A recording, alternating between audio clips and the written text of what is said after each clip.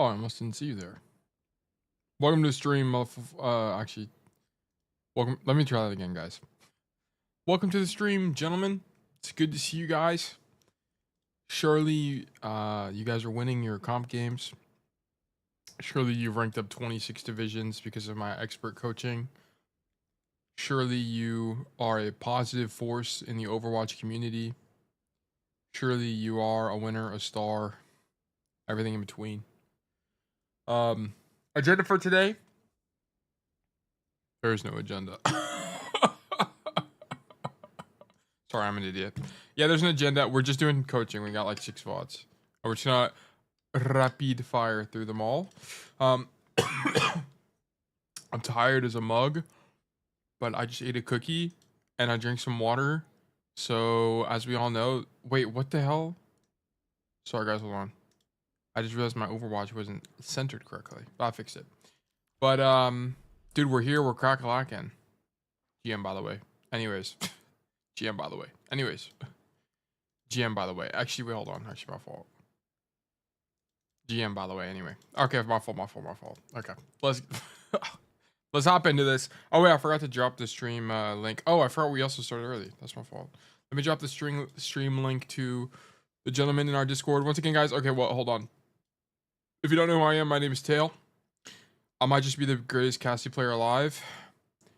Or at least, yeah, maybe on this side of this Mississippi. Okay, I'm the greatest Cassidy player.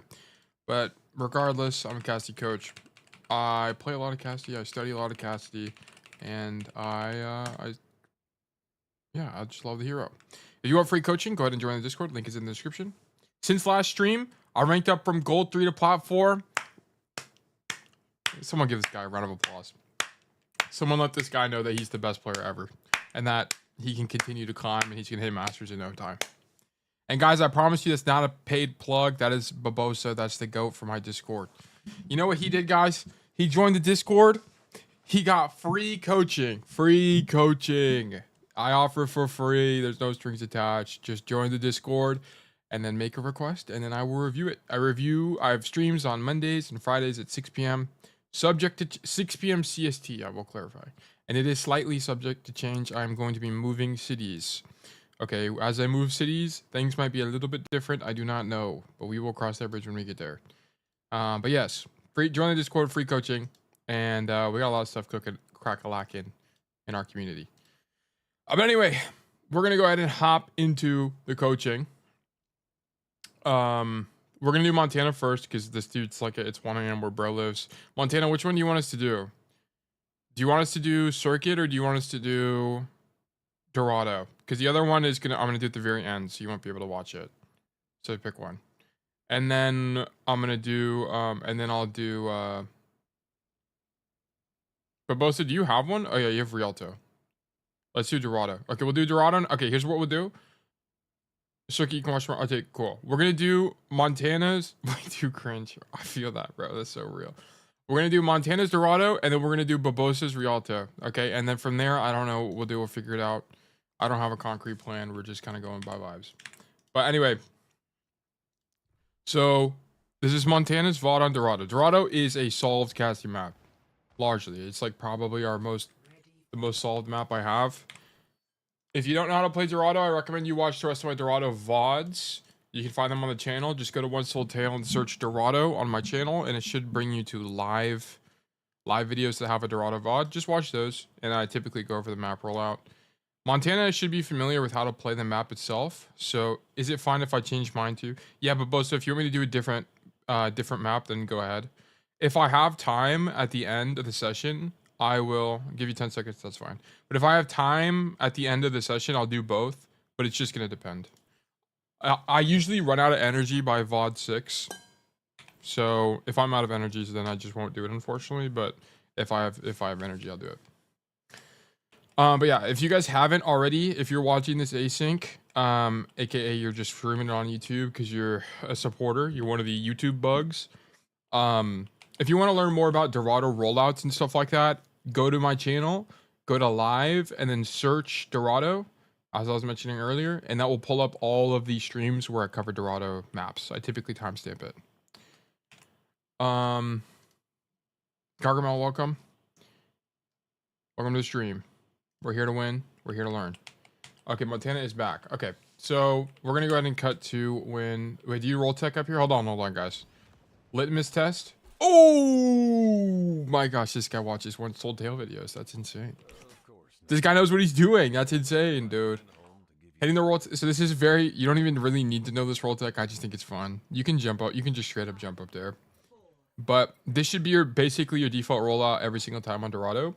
You can play wide as Montana is, but just keep in mind that if they play range, you want to start... Oh, crap. I forgot to open up... First of all, I forgot to record, so I'm doing that now. I also need to open up Epic Pen. Let me do that real quick, guys, before we get too into this. Flame some teammates, maybe? No, we don't flame teammates. We flame ourselves. Actually, we don't even flame ourselves. We just mega hope. If you're a tail enjoyer, you should be a hope maxer. Okay, hope maxers only in my chat. All right, gentlemen. Let me do Epic Pen. I don't know why it does this every time, guys. Hold on. Epic.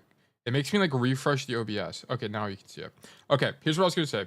If you're gonna play this wide off rip, it's actually okay. There are pros that do it, and I think there's value to it. Just get ready to roll immediately. Okay, so this is another thing on Cassidy in general. Never because Cassidy's yeah, I turned on recording. Thank you, Montana. But here's the thing. As Cassidy, especially when you're taking risk, you should never be reacting. You need to be anticipating instead. Okay. So for example, I don't want you to react to a widow. I want you to anticipate a widow. It's a totally different mindset because if you react to it, you're going to play slower than in anticipation. Okay.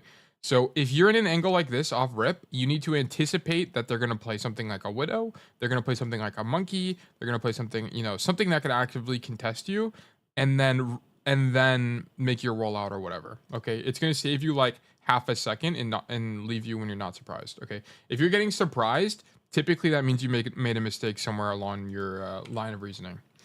So Montana needs to be predicting or anticipating that he's either going to get dove here or they're going to roll out widow. Those are really the only two things he needs to worry about. Okay. Just poke here, and then he sees that they're playing longer range than him, so he comes back into bridge. Okay, especially because they're also playing monkey. Montana makes the correct rotation coming back into this because he's going to get monkey dove, right? His team is also like AFK. I don't even know where his team is. Where is everyone? Oh, they were late. They were changing their Spotify playlist, bro. Wake up. Your team needs to wake up, but we can't control them, so whatever. Okay, good play, good kite. Also, good reaction to your team not being here. Okay, and this is the thing I say, right? If your team is trolling, that's fine. We can just accommodate for the trolling. Okay, so as you can see, Montana kited earlier probably than he realistically should have, but there's no one to help him. Nice aim, by the way. Good rotation. Coming to mark the cast makes perfect sense. Great job. Oh, wait. Oh, okay.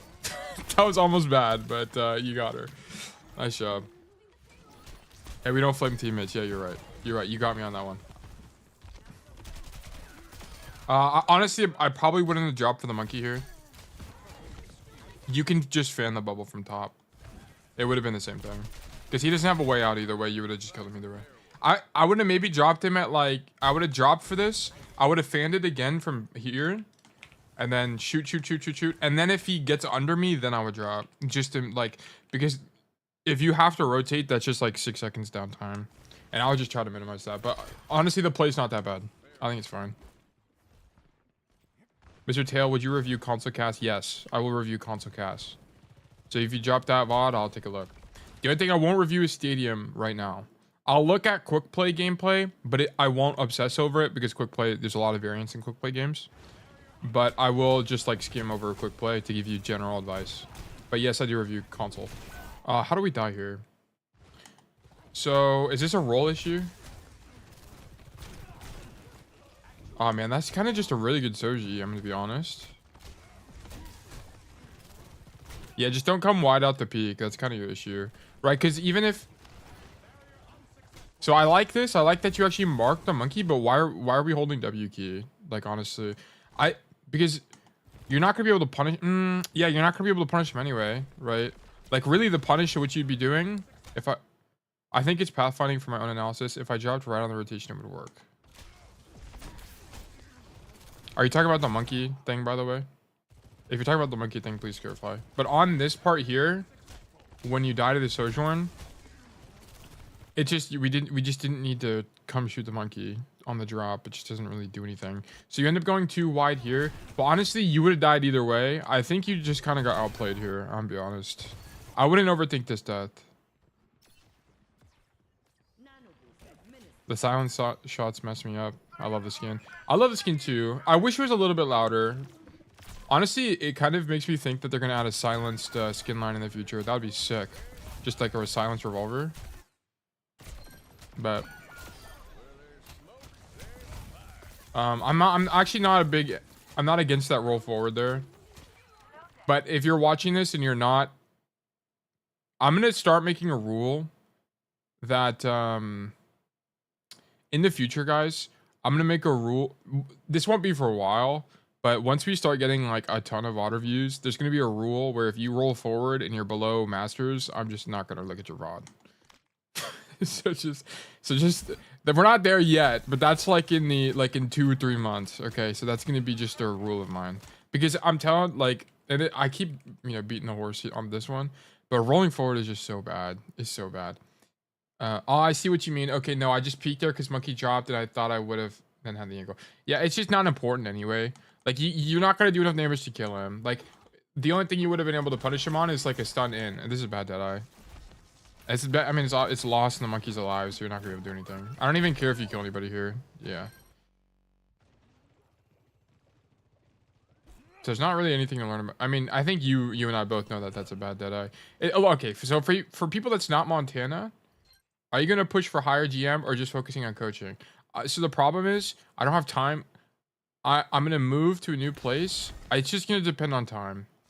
I might push for champ open queue because I think it'll be a little bit easier.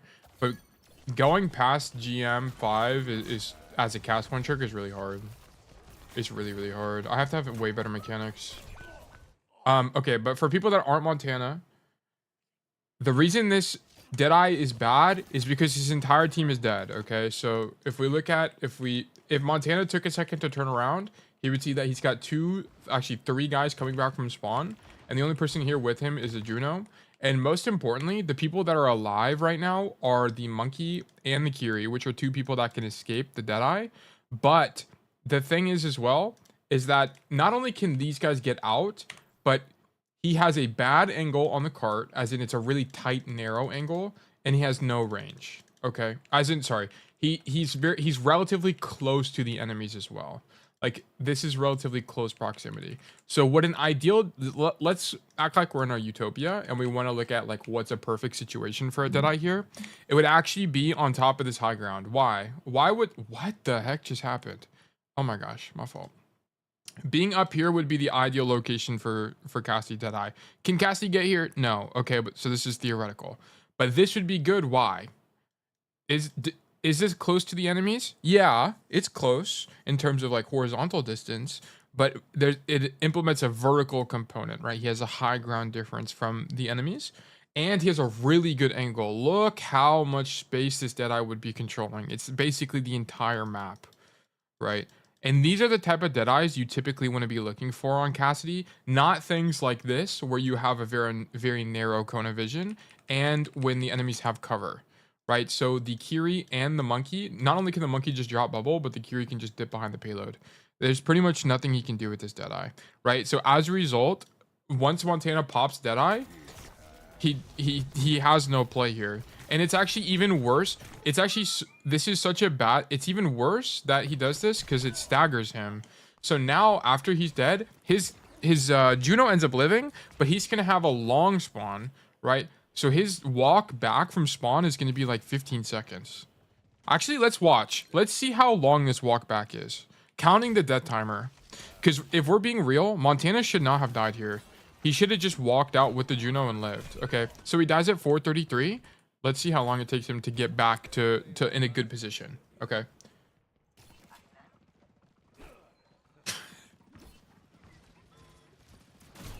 Okay.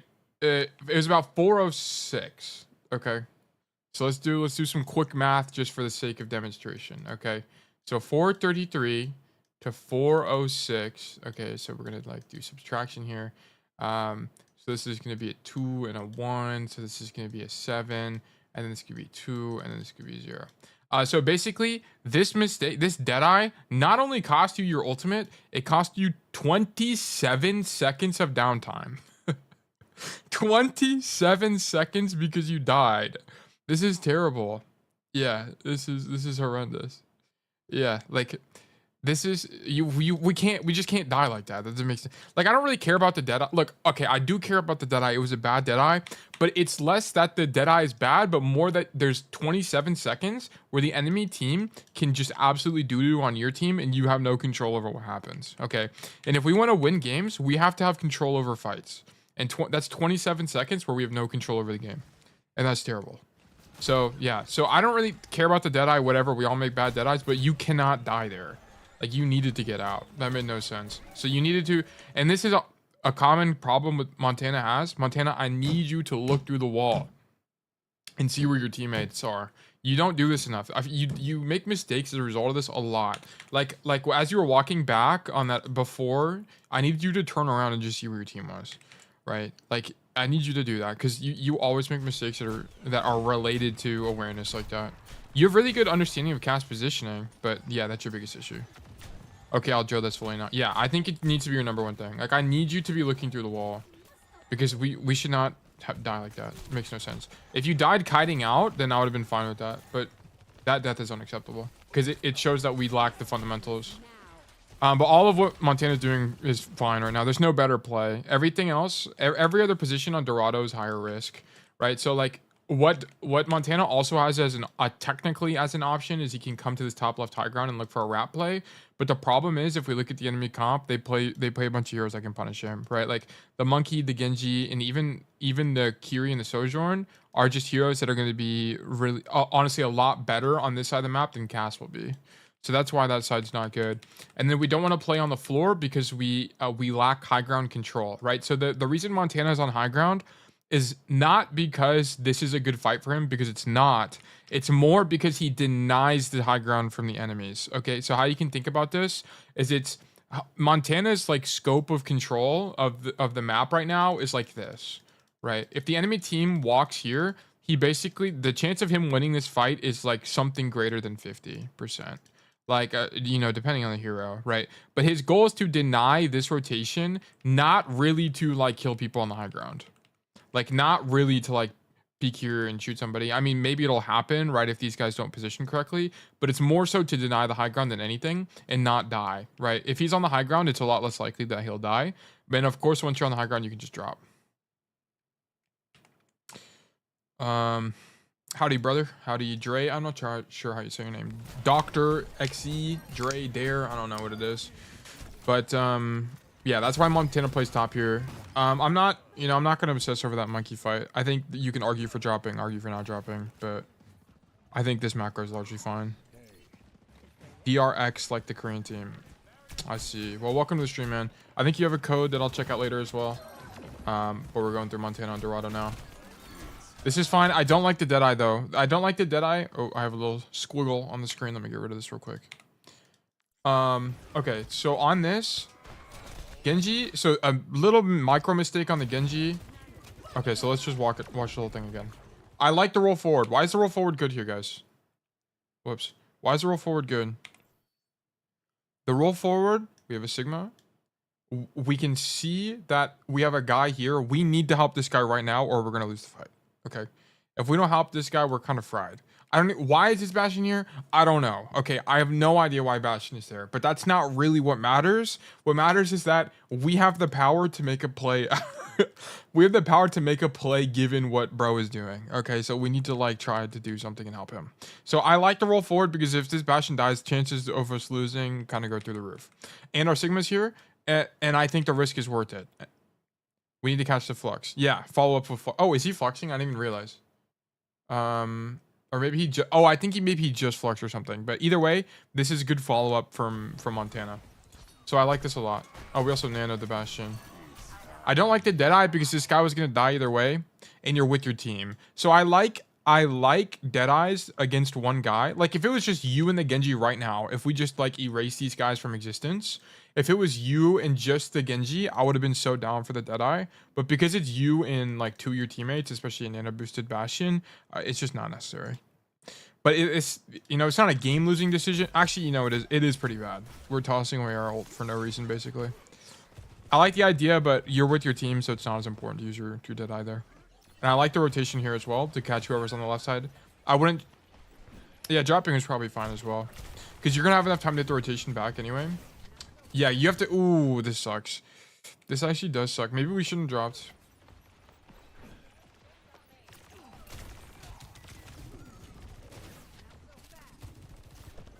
Sorry, I'm trying to figure out what the play is here.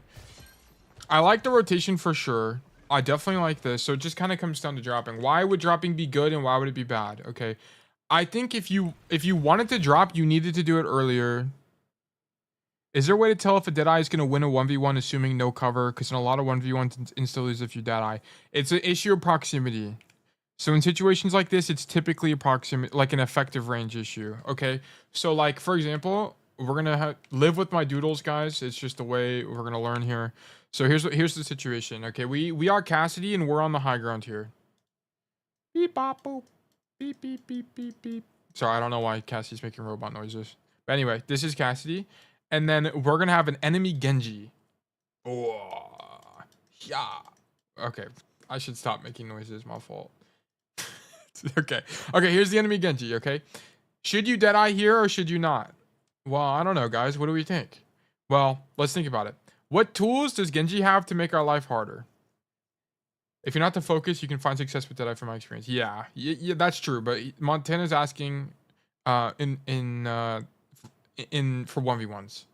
So if in a 1v1, if the guy's looking at you, here's the criteria you should really be looking for. Okay, first of all, what cooldowns do they have? Okay. Are they a Genji with deflect? Okay, you need to mind games the deflect. And I don't have a playbook for you to how to do that, but you need to think about it. So it's going to be like deflect. It's going to be things like sleep, like whatever. So you need to be thinking about stuff like that. They need to think about range, okay? How close are they to you? Or like how in their effective range are you? Okay, if this Genji magically teleported to be right here, you should basically never Deadeye this guy, okay? Unless he's like 1 HP. Because this guy's going to land 3 right-click headshots in you and you're fried, okay? So this is like an issue of proximity. But if the Genji's here, you know, there's a little bit of gray area, okay? You have to use your professional discernment as a fantastic Cassidy player to determine if it's good or not, okay? So it kind of comes down to this. Cooldowns, range, and then health. Health is like the last component of this, okay? And this is assuming it's a 1v1, guys. Just keep in mind, these are 1v1s only that I'm talking about. So if this guy is 1 HP, bro, I want you to draw, okay? I want you to just straight up pull it and draw immediately. I want you to pull it and draw immediately. If this guy is full HP, so 100% HP, you need to... It's going to depend on range again, right? Does the guy have range? Does he have also cover, right? I mean, there's a lot of components to it. I say all of this to say that there's not a concrete answer, and I won't be mad if you pull it in a 1v1 if the situation kind of makes sense. Wait, can I change the code of the VOD? Yeah, you can change the code of the VOD. I won't have time. I probably won't have time to do 2 codes for everybody, so just in the VOD request, just indicate which one you want me to do. And then if I have time, I'll try to get to a second one. But anyway, on this 1v1 situation, you can argue a lot of times, like, should you Deadeye, should you not in a 1v1? If you can like do it and it obviously isn't bad, then that's fine. Okay, let me not say obviously. Look, if you're Deadeyeing in 100% HP Genji at this range with all of his cooldowns, you're trolling. Okay, let's be real. You're trolling. But if you do if you Deadeye a 50% HP Genji that's, this far away from you and you don't know what cooldowns he has, I can kind of get behind it. Okay. So there's not a concrete answer, but what I will say in the situation we just had, which was with the Bastion. So I was about to sneeze. Well, I got robbed. I didn't even sneeze. Wow. Anyway, with the situation that was here, let me just rewind the tape, run it back. Here, the problem is that you have other people here with you anyway, that he's gonna die. Let's be real, this guy's gonna die. Or if he doesn't die, you're just gonna walk to the edge and blow his brains out. Okay. Wait, what? Anyways, he's gonna die. Okay, he's gonna die. Let's be real. So just shoot, bro. So that was the issue here. So I mean, I didn't really give you a concrete answer, but what you should take away from that is there's not a concrete answer. Okay, it's really situational. Like what cooldowns do they have? Are they low HP? But generally, I'm down for the idea most of the time to just solo Deadeye somebody. So use your discernment, right? But here, I think it was either you needed to drop immediately or you need to drop it all. Because I think there's merit to both. Because if you dropped immediately and flashed while you're dropping, like because she just used Suzu, right? If you dropped and flashed right now, you actually kill her. But you take too long. So it was either do that or not drop at all. I think either one. But we kind of we take too long to drop. And then here, this is kind of an awareness issue where they're coming back from spawn. But I would have died to this too, to be honest with you. Yeah, so I think I don't know. It's kind of tough. This is like they just come back from spawn and they kill you type of situation. My thought there was it's not my job to bail out Bastion for bad positioning and just rotate out. But you didn't rotate out. What do you mean? When you guys were on the angle or when you were pushing with the Sigma on the fight? And you dead-eyed the Genji. No, like on my own VOD review of that. Yeah, but I don't know what you're talking about. Like what fight you're talking about or what moment. So I keep rewinding this, guys. Okay. While we wait for Montana. Yeah, coming back up top. Okay, why does Montana come up top, guys? Because this is where he's going to make a play. Because the problem is if you come in main, you're just going to shoot tank. And what is he actually, reasonably going to be able to accomplish here? Pretty much nothing. And also notice that our Bastion is on the floor. And typically in Overwatch, a good rule of thumb, it's not a concrete rule, but a good rule of thumb is that you don't want to double up with your ally DPS, right? So going top in this case is really good. Montana said, no, like, for dropping on the Bastion to help him. Yeah, I think I understand why you dropped. I wouldn't worry about that fight too much either. I'm going to be honest. I think you just needed to commit to a decision slightly faster if you wanted to drop or not. And that was it. I think there's merit to it. I think you also could have identified that they're coming back from spawn, but whatever. But standing on the top here is fine. So far, the most egregious mistake you made this game is that Deadeye at the beginning on first point. Okay, how do we flash here? So we stay on the high ground. He's also... Notice one thing that Montana is not doing is swinging out wide. Why? Because what's going to happen is if he swung out wide right now and peeked the enemy team like this, he's going to be the only person on the enemy team's screen and is going to get peeked out or poked out. And there's no one that can reasonably heal him up top with him. So that's why he's not actively doing that. And actually notice that when he does come to go and peek the angle as well, he gets punished by the Genji. This won't always happen. You coach Cass only, right? Yes, I'll coach Cass. Yes, I want to focus on Cass right now. I will pick up Sojourn in the future, like in the next month or two. But just Cassidy for now. Okay, this is just a mistake. So when the Genji, rule of thumb for Genji matchup, if the Genji is going to walk forward, if you can read that he's going to walk forward, flash the direct floor. Like literally what I want you to do is, you see this? Oh shit, I dropped my mouse. Look, that's how fast I was trying to move that shit. Okay, look. If the Genji is walking toward you, I need you to like literally go bam straight down and flash the floor. Like it should be really instinctual to do that, because you're gonna have stuff like this where like the Genji walks forward and this guy has a gigantic like wall of China hitbox. Okay, so you're gonna get obliterated by this unbelievable hitbox size and die. I've died. How do I know this, guys? Because I've died to it 10 trillion times. Okay, so let me save you a little bit of headache. Just flick to the floor straight up. If he's walking forward, flick to the floor immediately. So you gotta go bam. Oh wait, go bam, and then flash, and then you're actually gonna probably win. But Graham, and then you roll off. I mess with it. Everything else was good after that. Okay, let me close my ticket. I'll come again with the Cass only VOD. If it's like 80% Cass, then I'll review it. But if it's like 50-50 with Sojourn or something else, I won't take a look. And the reason I'm only Cass right now is because I care about depth of knowledge more than general advice. I think it's more useful. And it's what I wish I had when I was trying to climb. Okay, but now that Montana's on the floor, the best thing he can do is kill the Sigma, so that's perfect. I would be... You need to stage. Right now, you need to be staging. I know the Sojourn is on this side of the map, but I wouldn't even come this way. I'm going to be honest with you. Because this fight is so bad. It's so bad for you. Like... If this... Oh, wait. I didn't even realize your whole team is here. Okay, this is even worse now. So your whole team is on this side of the map. Look at how much space control your team has. Your space control... Your team controls precisely this. And your team has no control... Like, no way to get to this side of the map quickly. You have no verticality on your team, right? The only one you have is Chuno. Or Sigma if he has the jump perk, right? So the enemy team can just walk up the stairs and they have this entire space for free. And this is your mistake. You needed to not stage here. Also, staging here is generally going to be bad anyway, because if someone like a Sojourn is here, bro, what are you going to do in this fight? At least if you're fighting over here, you have cover and this room you can walk back into and then get a late flank mid-fight. But here, this isn't even an option, right? Because if they walk in to point like this, where are they looking, guys? What direction are they facing? They're all facing this direction, so they're going to see you anyway. So it's not even a flank. The advantage of being up here is that even if they take this space from you, you can come back in the mid fight and then you have a flank on them because they're going to be here and you're going to be behind them. So Montana needed to be on this side of the map. He's on the wrong high ground.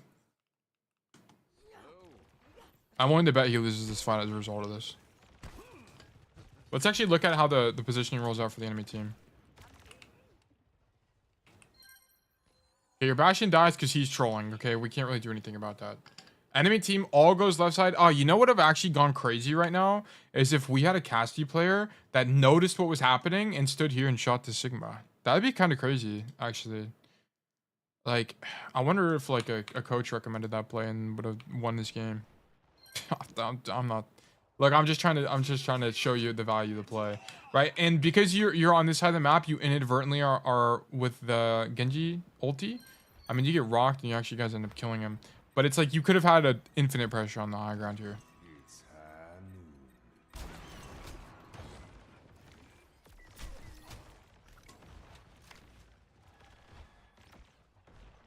Okay, here you should also rotate.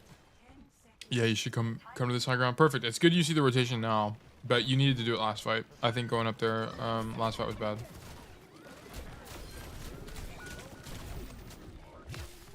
Oh, that sucks. How do we lose this?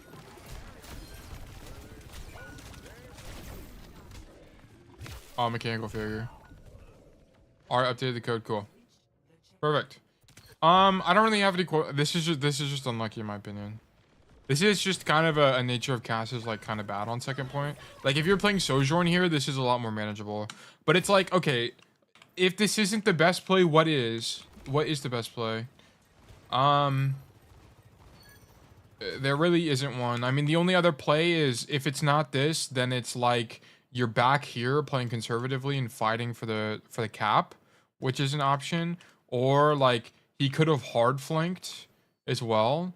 Like he could have came, you know, back out and then came back this way. I've done this before, so maybe that play was an option as well. But I don't know, like objectively, what would have been better. Best play would have been peeling Sigma earlier. Let's investigate. Okay, your Sigma is really extended. Yeah, okay, if that...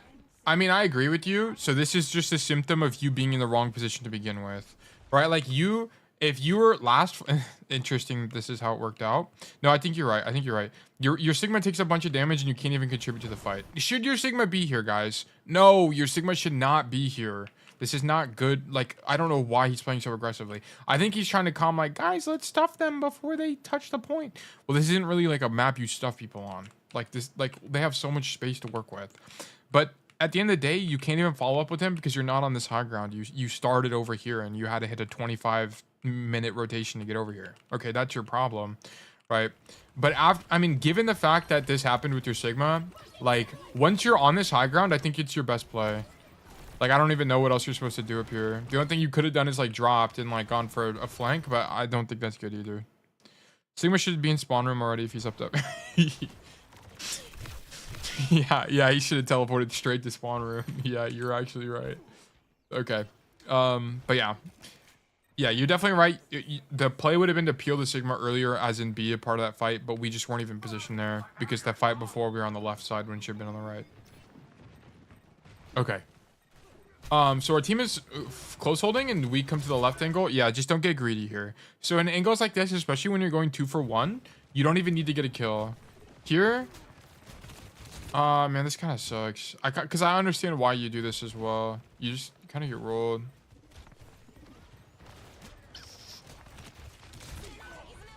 I think maybe your plays roll left, honestly, instead of rolling right. Like, I think at this point, he pops Storm Arrow, so you know he's going to commit to the kill. And you walk too far forward to be able to commit to the fight. Or, like, to be able to roll backwards. So your best play in terms of just... What the heck? Dang, he actually hitting the pose right now. But anyway, it would have been roll to the left, grab mini, and then, like, come under them would have been the play. I mean, that's really hard to think of in the moment, so I don't really blame you. But that would have been your best play. Yeah, he thought Hanzo dropped. Yeah, and that's what I was going to say.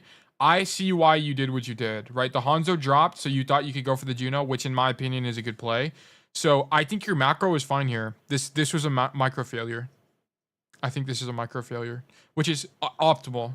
We want to get to the point as players where all of our failure is micro, because that means we can autopilot decision making, and we can just basically always make the best play, and then we will just focus on mechanics, right? So like in this case, Montana should know that, you know, this is, I mean, he should have rolled left, grabbed mini, and then walked backwards this way. That would have been the play. But yeah, I understand this play. I don't really blame you for dying. But yeah, the best play would have been to roll off the high ground, grab the mini, and go under. You have any tips versus Hanzo? So the next video I make, outside of the World Tech video, guys, the World Tech video is coming, I promise. But the next video I make after that is going to be a matchup guide. It's going to be a matchup tier list, actually, and I'll talk about the matchups. But for the Hanzo matchup in particular, it really it comes down to proximity. It's one of the, like, a lot of Cassidy matchups become a proximity issue. So Cassidy has 275 HP, and Hanzo Arrow does 250 HP. Okay, so it's going to come down to don't peek him if you're below 250 HP. And then you want to aim head, and then this is a fight, for example, that's winning for Cassidy. You should be winning this fight. Because if he pops, not only do you have cover here, if he pops Storm Arrow, yeah, you just come to the right side. And then he's not even looking at you, this is a clean 2-tap. But Hanzo is all about distance management, right? If you're like, if you're really far, you lose when you're really far, and you lose when you're really close.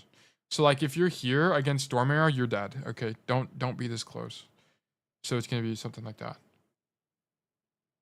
He should pre-aim to Hanzo, you heard him.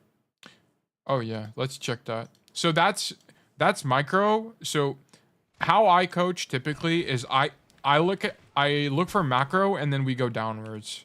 So stuff like, okay, yeah, Montana, why are we aiming at the floor? You might be holding tab, but like you can aim up even when you're in tab, like looking at the leaderboard. Like, why are we looking at the floor? What are you doing? Wake up, wake up. But yes. Oh, I see why you're pre-aiming the people down here. Okay, never mind. I get why you're looking at the floor. That's my fault. He did hear the Hanzo, but either way, this is a good fight for him. Dude, this guy needs to wake up. Our Bastion needs to wake up. You need to grab mini behind you. Okay, I hear you need to grab the mini behind you. But staying on the angle is perfect. Like, I mean, you played Dorado, like, pretty well, honestly.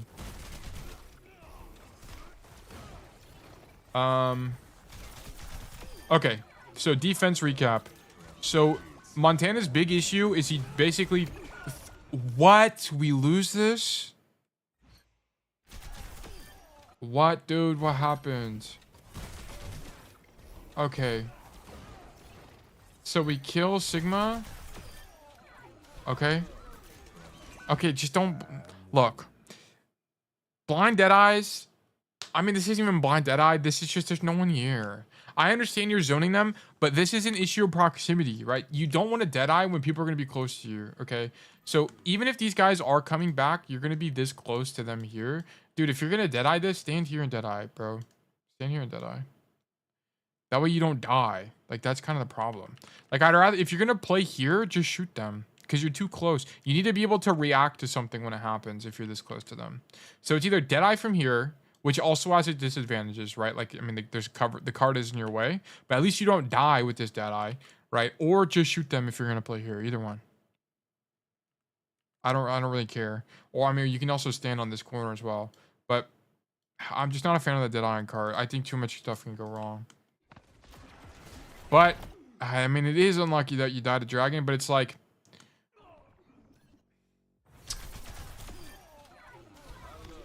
let me think. Why did we drop? Okay, why did we drop? Let's see. What's the symptom or what's the cause? Your nan. Oh yeah, you just don't need to drop either. So this is the mistake. So here, look, bam, bam, bam, bam. Crazy nano. I wish I got nanos in my games. But anyway, you're gonna go this way. Why? What's the point of even dropping? Just come this way and shoot them. Because what is this Sigma gonna do? Because also if the Sigma misses you, the orbs are just gonna fly straight past your forehead and explode in the air, like fireworks, bro. Dropping is throw. Dropping is throw. Push box in front of Mega. No, this would have been bad too. This is also an issue of proximity. I mean, he would have had an angle, but it's also he risked death. Ultimately, and this is what I'm saying. I only care. This is why, whenever you guys VOD review, you need to think about the macro before you look at anything else. Because like the reason Montana dies here to this dragon is not because he used Deadeye. It's because he dropped off the high ground for no reason, right? Like, dude, you can just go on high ground and shoot the Sigma, and it's even better than what you're doing right now. It's like pretty much risk-free. There's no chance you die. Like, let's be real. This is the chance of you dying here is like 10%. I'm gonna be real. Like, it's pretty low. But this is something we can mitigate by principle of just staying on high grounds when we don't need to drop, right? And this is something that I preach all the time. If you don't need to drop, just don't drop. Or if you're gonna drop, do it quickly, right? But like in this situation, dropping was just unnecessary with Nano. Like, we can just walk this way and shoot them. But anyway, when you guys do your VOD reviews, try to think of like, why am I in this position in the first place? And that'll often lead you to your macro error, right? So it's like, why did Montana die here in the first place? Well, it's because he dropped earlier in the fight. Did he need to drop at that point? No, he didn't. So that was the issue, not how he played the dragon, whatever. Anyway, we do end up holding that after we die. But okay, recap on defense. How are we looking on time? Okay, we're 40 minutes in, so I do want to go a little bit faster. Wow, that was okay. I also answered a bunch of questions and throughout. But defense, I need you to look through the wall at your team. Always. That's like one point of awareness I need you to think about. Your macro generally was good. I needed you to play on the other high ground, like basically there's very few situations you should be in this high ground. This is like if you're late to the fight and someone's already up here and you need to contest them. But pre-fight staging, you should never be here. You should almost always be here, even if no one is here. Because if the enemy team all comes to this high ground, for example, okay, great. You know what flank you have? You can come this way and shoot them from behind from here. Like, this is so good for you. So that's what I'd say. And then don't use a random Deadeye and point on first, and then you're fine. But the rollout that Montana's doing here is the best rollout for Cassidy. Always come right side coast and then walk up the stairs. It's pretty much the best. There's almost no situation where you shouldn't do this unless they're marking the high ground as a diva or like a roadhog. And then if that happens, you should just play main. Okay, you're waiting for your Zarya to take space. You need to come. Okay, so in this situation, you need to come this way and stand here. Okay, because the problem is if you don't cross now, you never know if you're going to get another window, okay, to cross. So I'd rather you take the space, and then if they end up pushing, oh well, roll backwards and then walk out. If you die in that, whatever. Or, because the thing that's nice about this is this opens the play of you dropping and then coming all the way back here and shooting them like this. This is a high risk play, but it's also extremely high reward. But notice you don't even have this option for a play because you're not in the right position to begin with. Right, so I needed you to take space aggressively and play on this side of your Zarya. And then you can just fan the hammer of the shield or whatever from there. So I needed you to do that. Yeah, like you're going to lose this duel against Security. Like, yeah, your Zarya... Oh my god, your Zarya drops, which sucks so bad. I mean, it's not that bad because I didn't actually realize the cart's right here. But now we can't follow up with our team, and now we're out of the fight for 6 seconds because we have to grab the mega. Right, we need to make that rotation. Don't fight the Hanzo. I mean, this is okay. So this matchup for Hanzo is losing because you're in a hallway and he has a projectile and you have a hit scan. Okay, so his arrow, if he shoots one arrow, it's like this big. Look at what percentage of the hallway is occupied by this. Well, I guess it's technically this. It's like a good, like, I don't know, 5%. Well, your hit scan bullet looks like this, and that's like, I don't know, like 0.1%. So who's more likely to hit the other player? I would kind of bet on the Hanzo in situations like this, right? Like, these are fights that are good for like Sojourn, good for Hanzo, good, you know, people like that who can just spam down hallways, but not for you, right? So you shouldn't be taking this fight at all. Like, I would not take this fight out, even though it's like okay range for you.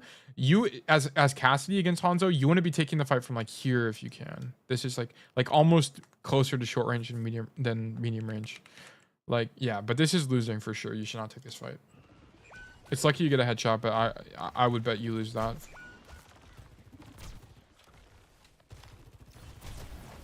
If it's your okay, but here's the thing I'll say about this: if the only play you have is risk a fight against Hanzo, and here's what I'll say on this fight here, I would say this is like both need 2 shots. Oh, he has no storm arrow. Oh yeah, he doesn't have storm arrow. You're right. Yeah, I think you can take the risk here. I mean, and he did have a headshot off rip. And Cass is faster. I didn't realize he used storm arrow, so that is a contributing factor. And he hits the headshot before he walks into the hallway. Yeah, actually, you know what? This is fine. You're right. You're right. Because he peeks this when he's not even committed, right? So as a result, if Montana missed here, the chance that Montana pushes here, I think, is pretty low. I mean, Montana can say it for himself, but I think Montana respected him well.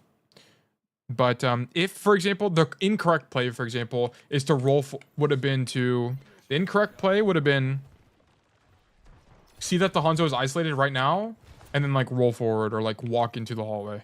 But notice that Montana doesn't walk into the hallway. He stands on the edge and play. Like, I think this is fine.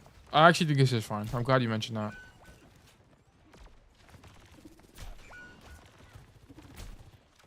Okay, here, the only play you have is like, I don't even know.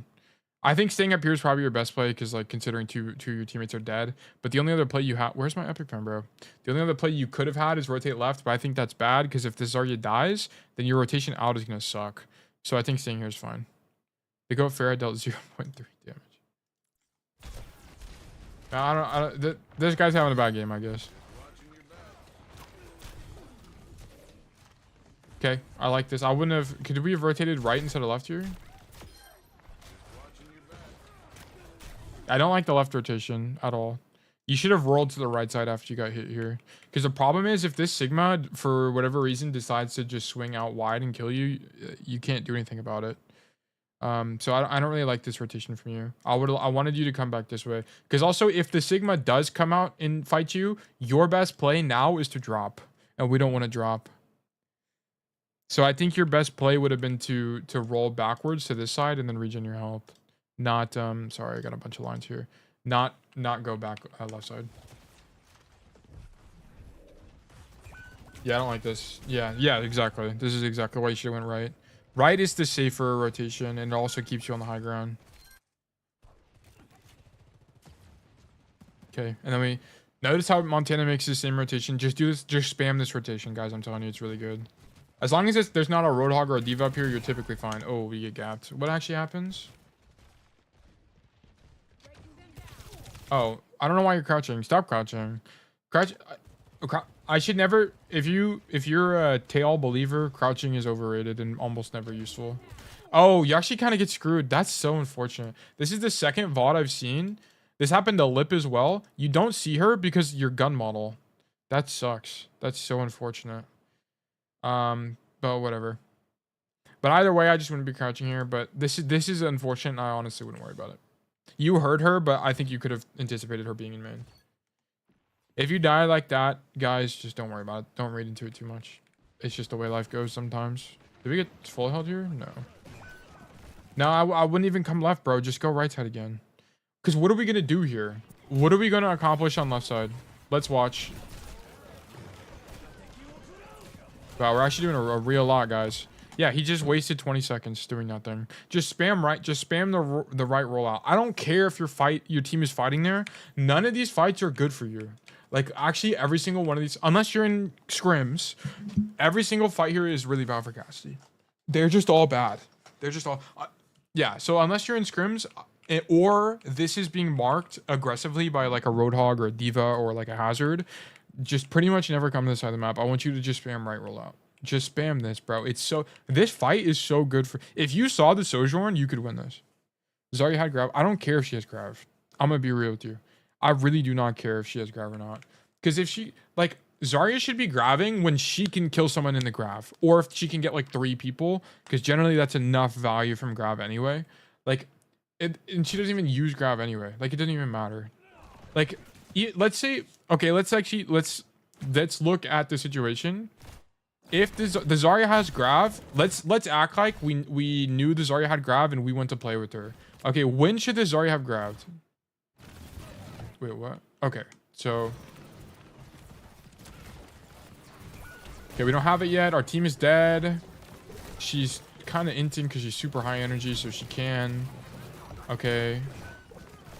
Okay, our Juno just died. Now we're 3 here. We're waiting for our Juno. We're half HP.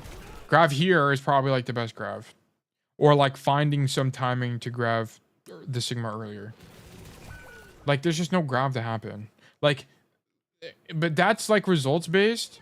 So like, let's say that's how we were playing it. Either way, it's like, yeah, after this, yeah, that's what I'm saying. After this, but like either way, it wouldn't have been good for us as Cassidy anyway. We would have got spammed out by a Sigma or whatever. Like I'm telling you, the most consistent play for sure is just spam coast. Just spam coast, bro. It's so good for you. Look, he spammed coast again and gets a Sojourn kill. He gets the Curie kill. And because all of these are good fights for Cassidy. Like, they're so good for you. And no one anticipates it because they just forget. They have no object permanence and forget that doesn't get... Yeah, okay. He plays the Hanzo matchup perfectly, by the way. So, he walks in here. I think he didn't realize the Hanzo's here because he has really quiet footsteps. Then he realizes it's lost because he takes a shot and then he rolls out. Perfect. Don't reswing. Oh, this is so greedy. I wouldn't even greed this, bro.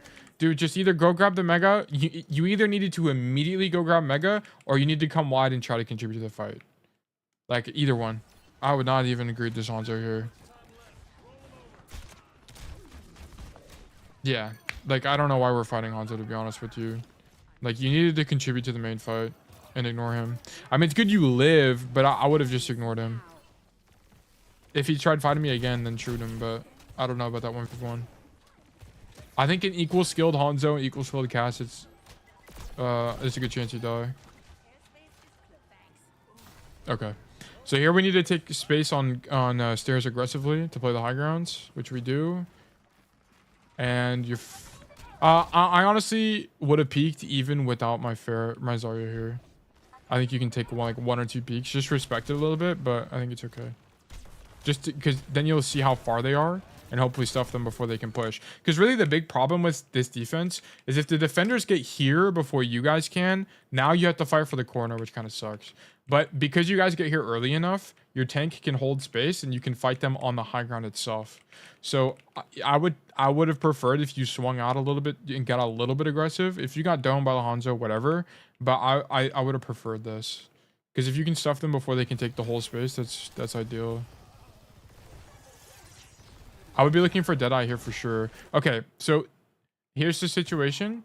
We have Deadeye this whole time. You had 2 plays, okay? You can either be looking to do a Deadeye aggressively now to stop them from taking... Not like literally now. I mean like, I would have looked to Deadeye now. Like right now, I would have turned the corner with my Zarya with Deadeye out. Okay, or getting ready to Deadeye. I wouldn't have done a blind Deadeye. I would have just turned the corner and then seen that there are people here and then use Deadeye. Or you need to do my flank play, which is come all the way. You're going to walk on this ledge. Then you're going to stand here.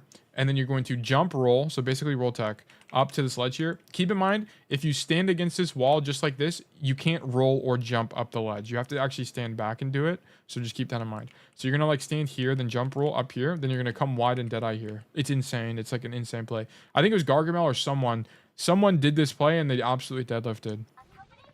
It's really good. Oh yeah, I forgot about the rotation. Well, yeah, remember it because it's really important. And yeah, this Deadeye needed to come out. This Deadeye just needed to happen, but we just don't use it. I don't care that they're playing Hanzo. Denying this space is so unbelievably valuable for your team. This would have just carried the whole fight. This would have carried the entire fight. Because this Deadeye will let your Zarya push up for free. And then now you have this whole space to work with. Yeah, it was Gargamel. Yeah, and Gargamel deadlifted that, and I got super hype. I lost the recording, but it was super, super hype.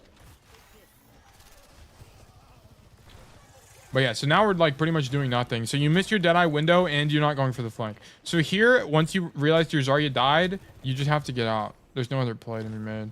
Yes, this is fine. We just didn't take action. So here, I want you to either think about setting up right side or for a Deadeye, or go up the stairs again. This, if you don't do the right side Deadeye play, this point can be kind of brutal because you're just forced into this like stairs fight here. I don't like the Deadeye, bro. He's just gonna walk out. Like, what's the point of the Deadeye? It's good that you cancel it because I mean, there's a chance you get rocked because you're not gonna get. I mean, at this range, probably just shoot anyway, even if you're rocked. I think you don't die here. At least you would have done like 400 damage to shield, right? Or 200 or something. But now you're going to take this right angle and you don't have Deadeye. This sucks. This sucks really bad. I like the fight on the Hanzo. This is winning for you. So I like that. You kind of have to make this rotation at this point. So this is fine. I would not be W King here. So that's the thing. So here, after I walk into church, here I would have walked left immediately. Because when you walk left, you have a wider angle. Like notice, look at the door frame, guys. You're going to have a wider angle as you rotate, and then you're going to have this, and you're going to be further away, right? The thing we don't want is really close proximity, especially against Hanzo. Cassidy's not that great in point blank. I mean, you have Fan the Hammer and Flash, but it's relatively inconsistent. So I would have just rotated. You could have also killed him, but you could have done that safer by rotating left here, which is not, you know, it's like a little bit nitpicky, but I mean, given that you make the correct macro play here, I mean, outside of not, like, you know, Deadeye would have been great, but outside of not having Deadeye, I think that would have been your best rotation. Okay, we got 3 minutes left. So we stay on the high ground. Were there any notes on this game? By the way. Man, this one felt like I played well. Sauce really hurt. Okay, yeah. Yeah, I mean, you generally have played pretty well, to be honest with you. Like, I think you're playing... You have, like, the correct ideas on Dorado.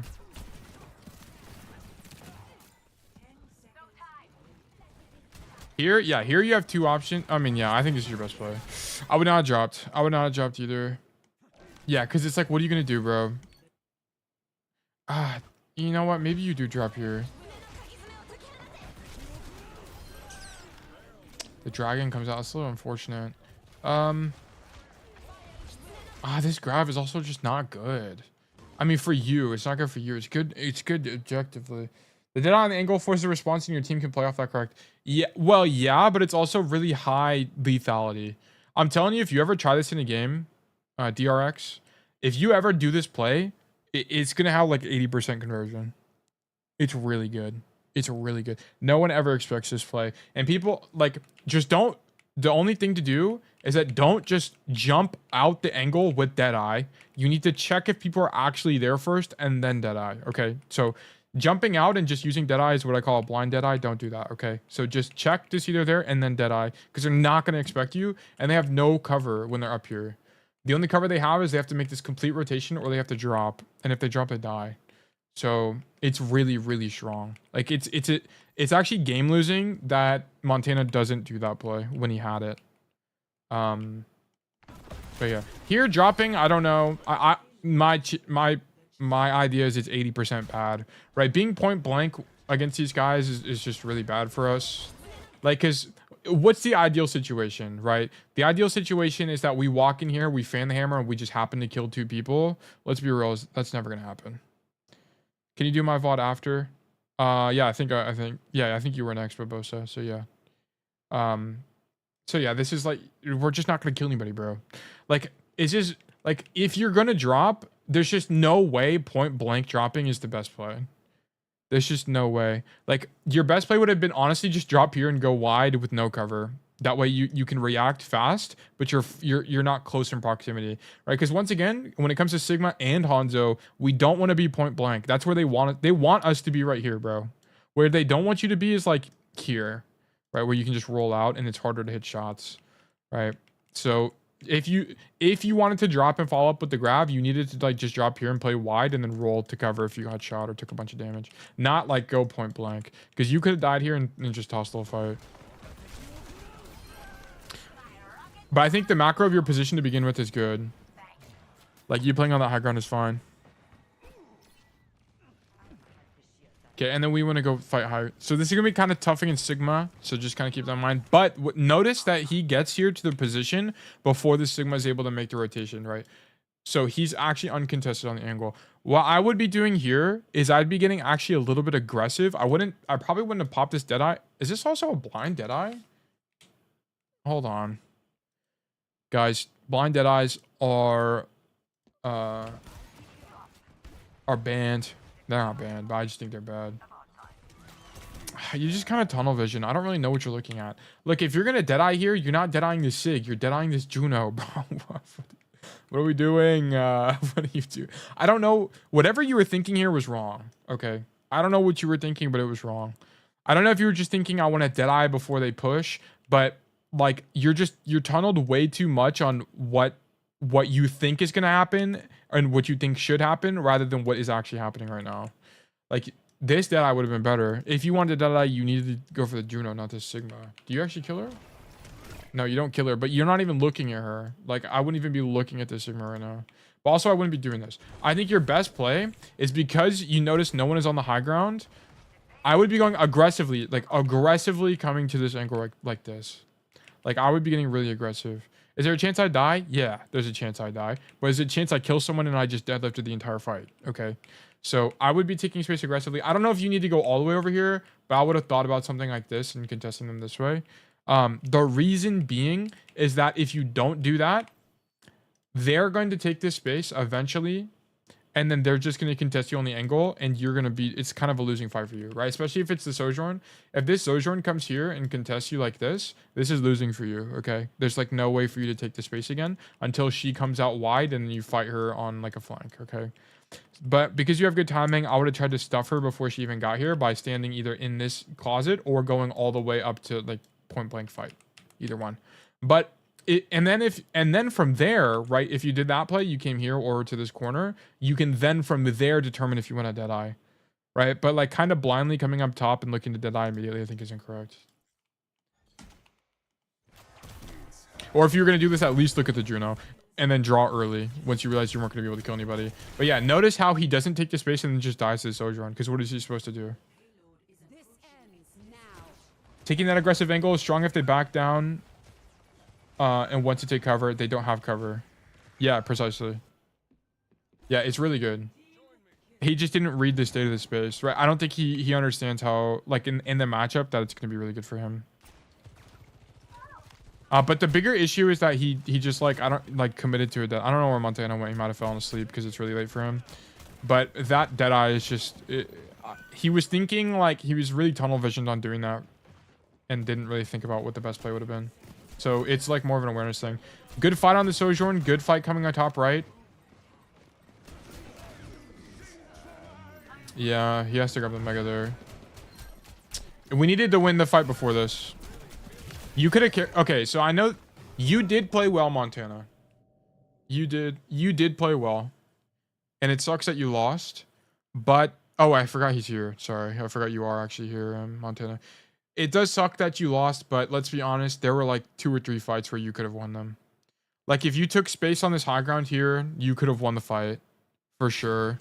Like, if... Like, I think it was the fight... Yeah, the fight before this one. If you came up here and fought, or if you, like... I don't even... Like, literally did anything else, pretty much, you could have won this fight.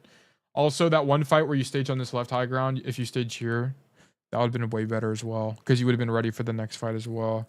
And then this Deadeye, I don't know how consequential this was to the outcome of the game, to be honest. But also, we could have improved on that.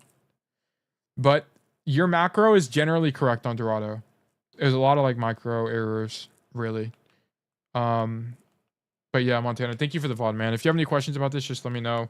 But just keep... Honestly, Dorado should be a winning map for you. It should be a winning map for you for sure.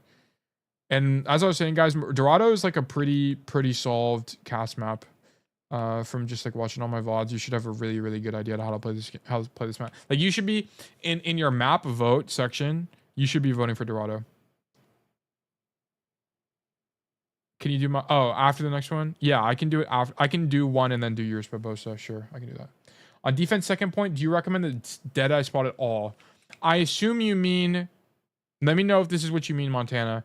Do you mean this one? Here's I'm gonna label it. Do you mean this one? This is spot 1. Do you mean this one, or do you mean this one here on defense? Spot 2. Okay. No, I don't. I don't recommend it at all.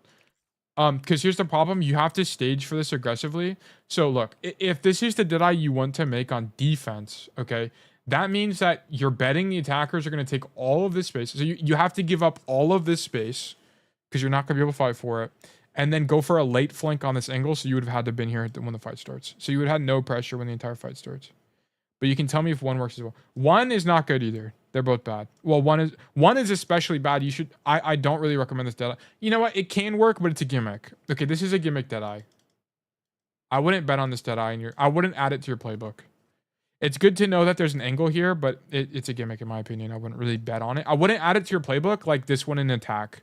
On attack, this should be. You should be doing this like 80% of your games. It's really good. Like this is you should do this almost every game type of play. On attack. On defense, I don't recommend this because generally being on this side of the map as Cassidy is just not good. It's just really not good.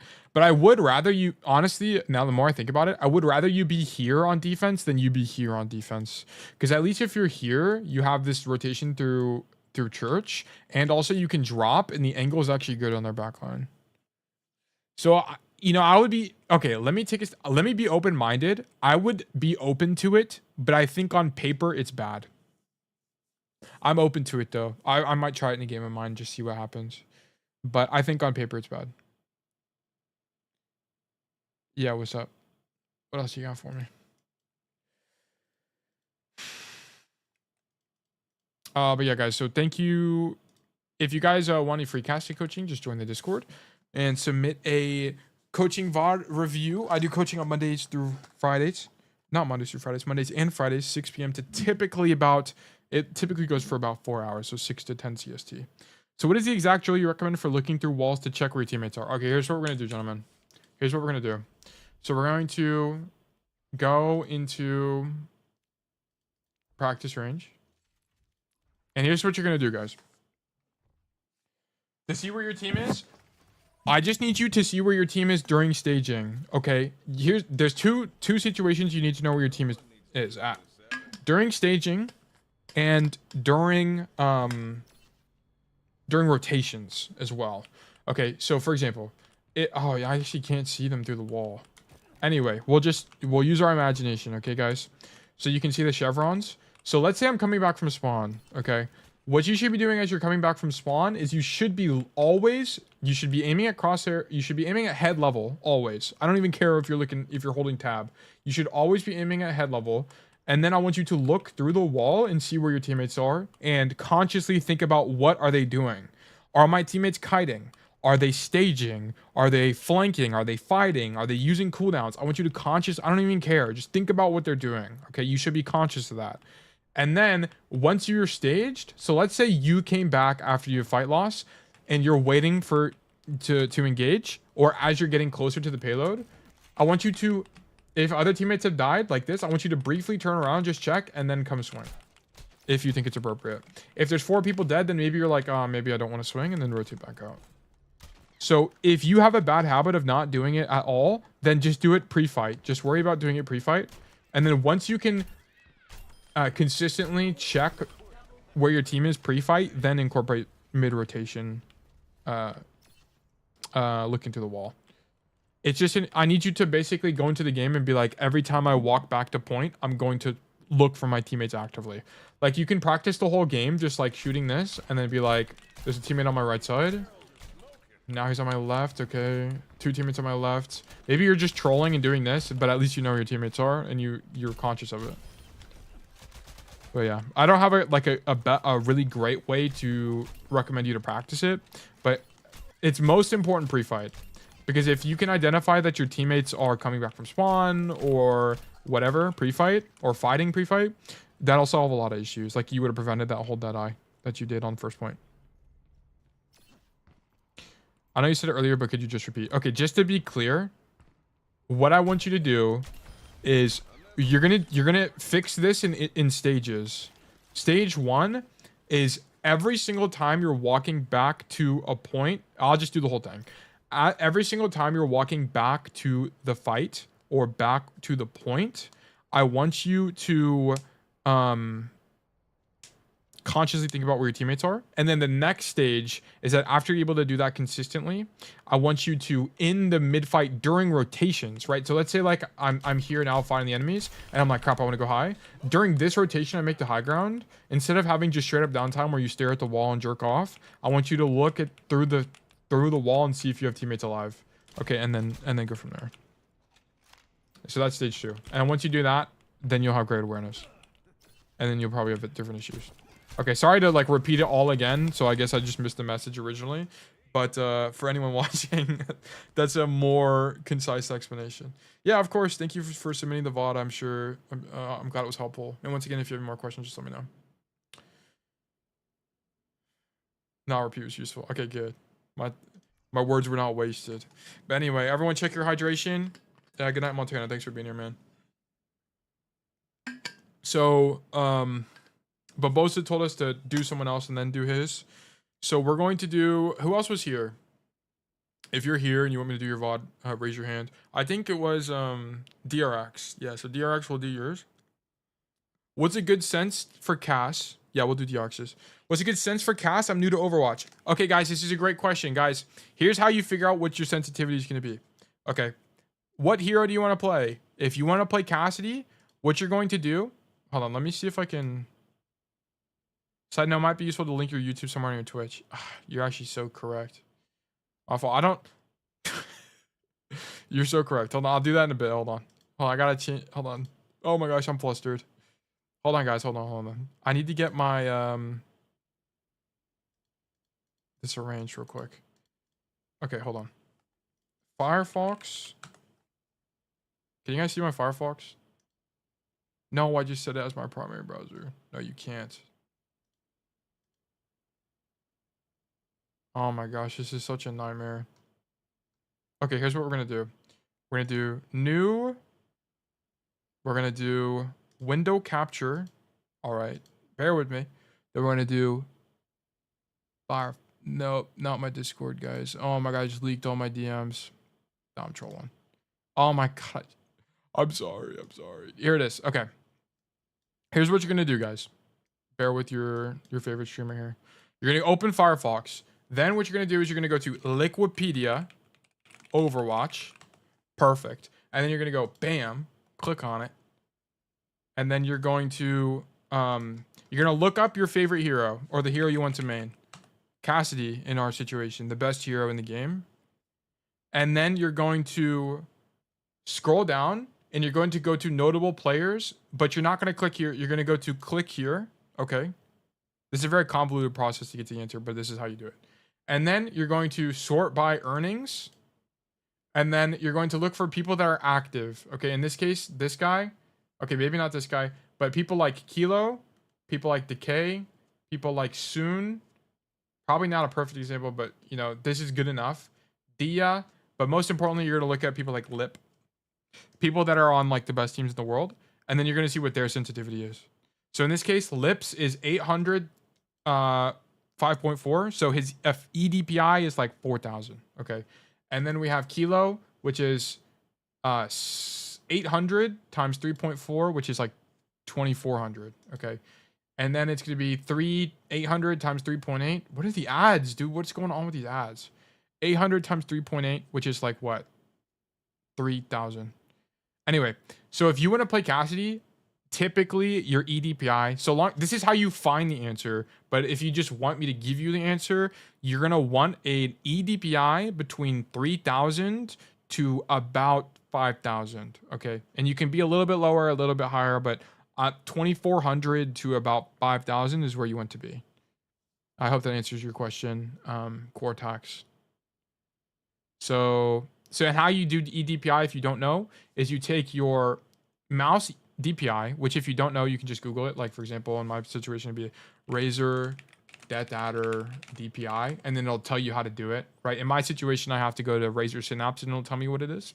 But, and then you multiply this number by your in-game sensitivity. And then that's your eDPI, which is what everyone uses when they talk about sense. Gargamel, we finished the Dorado VOD, and then I got asked a question about sensitivity. But Cortex, if you have any more questions about that, just let me know, man. I'm happy to answer them. But okay, we're gonna go back to Overwatch. Okay, we're gonna be looking at DRX's VOD. So DRX, I think, dropped a new VOD. He changed it. Okay, it's gonna be Nepal. Okay, guys, so we're gonna be looking at Nepal, and let me know if it's not actually Nepal DRX before I hop into it. Yeah, no problem, Cortex. Thanks for being here, bro. Okay, so Nepal is a 4,000 is higher than I expected. Yeah, it just kind of depends. There are some hero, especially if you like to flex to like heroes like Tracer and Genji, you can get away with a higher sense like that.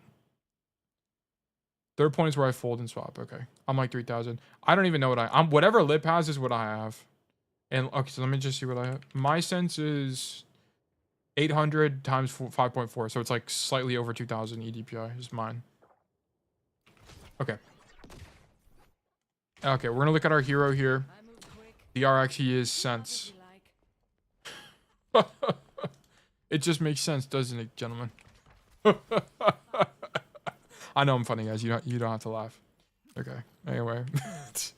Okay, so we're playing Cassidy on Nepal. Okay, so basically, Cassidy is generally good on control maps. Okay, so I'm down for you to pick Cass on Nepal. So one thing I'll mention on, it looks like, do we go AFK at the beginning? So basically, this is really minor, but you should be against the door rolling out here. Keep in mind, Cassidy is a really slow hero. So you like even being, this is like maybe 6 meters. You being here is like, you will lose games if you're consistently like rolling out from here. So just be ready when the game starts. There's no reason not to be, right? The game gives you time to be ready, so you should be ready. Yeah. So I hate to be nitpicky, but it adds up, right? Like we should not be pausing our Spotify playlist right now. We should have done that already. And then here, what your play is almost always on this map is typically you want to rotate right side like this. You do have the option of playing the Mega Room as well, but the problem with the Mega Room is, whoops, let me delete these arrows here. The problem with coming to the Mega Room is sometimes, it's not always, but sometimes you can get stuffed on the angle here. Because you have to come up the stairs and it can be kind of awkward, but you do have the Mega, right? So there's kind of a risk reward. So there's not like a definitive playbook, but if you don't know what to do, I typically recommend you come up the stairs. Typically, the reason you want to come upstairs is not only does it give you a good off angle on here. Why does it keep doing this? Not only does it give you a good off angle on the main point here, like this, but you also deny stairs from the enemy team. And this is really important to do because this is just a kind of a good fight for Cassie in general. If you can get here and you can shoot them down the stairs, you're winning. Typically, right? There's like very few heroes that'll beat you. And the only ones that will are going to be like a Sojourn that's on the angle here like this, or like a Junkrat or something crazy. But typically you're going to be winning on the single. So yeah, so on the rollout, I would recommend that. There is a Pharah, so I don't actually mind you coming to the left side. But I wouldn't, I would still honestly, you know what? Actually, I'd probably prefer you to just still rotate right side.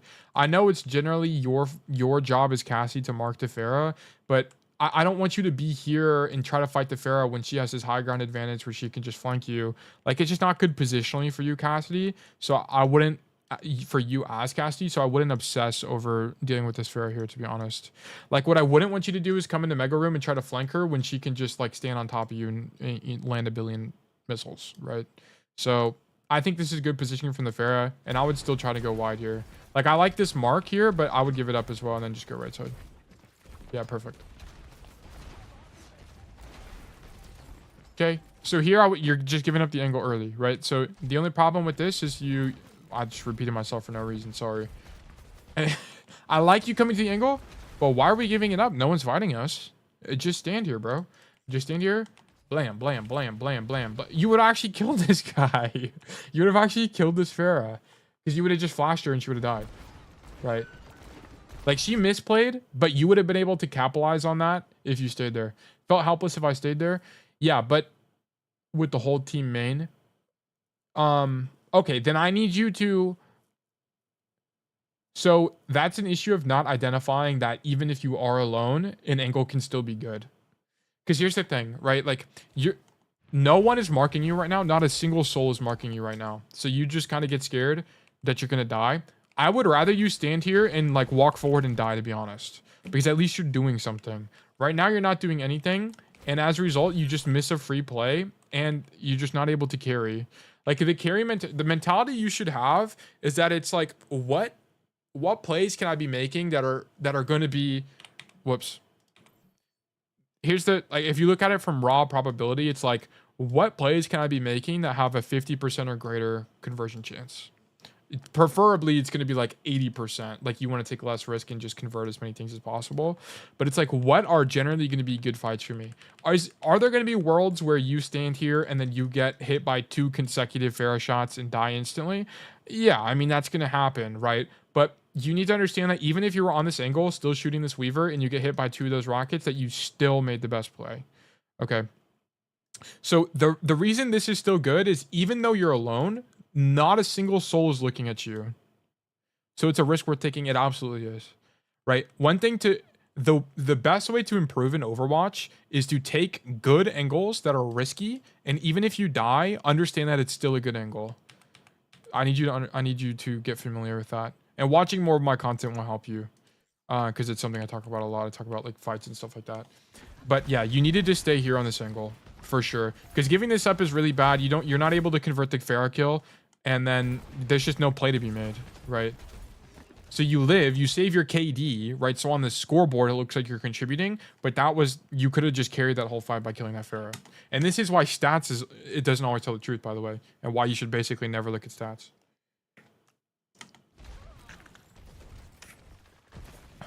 Like, if you died there but killed somebody, it still would have been worth it. Okay, so now that the fight's lost... Sorry, I took a sip of water.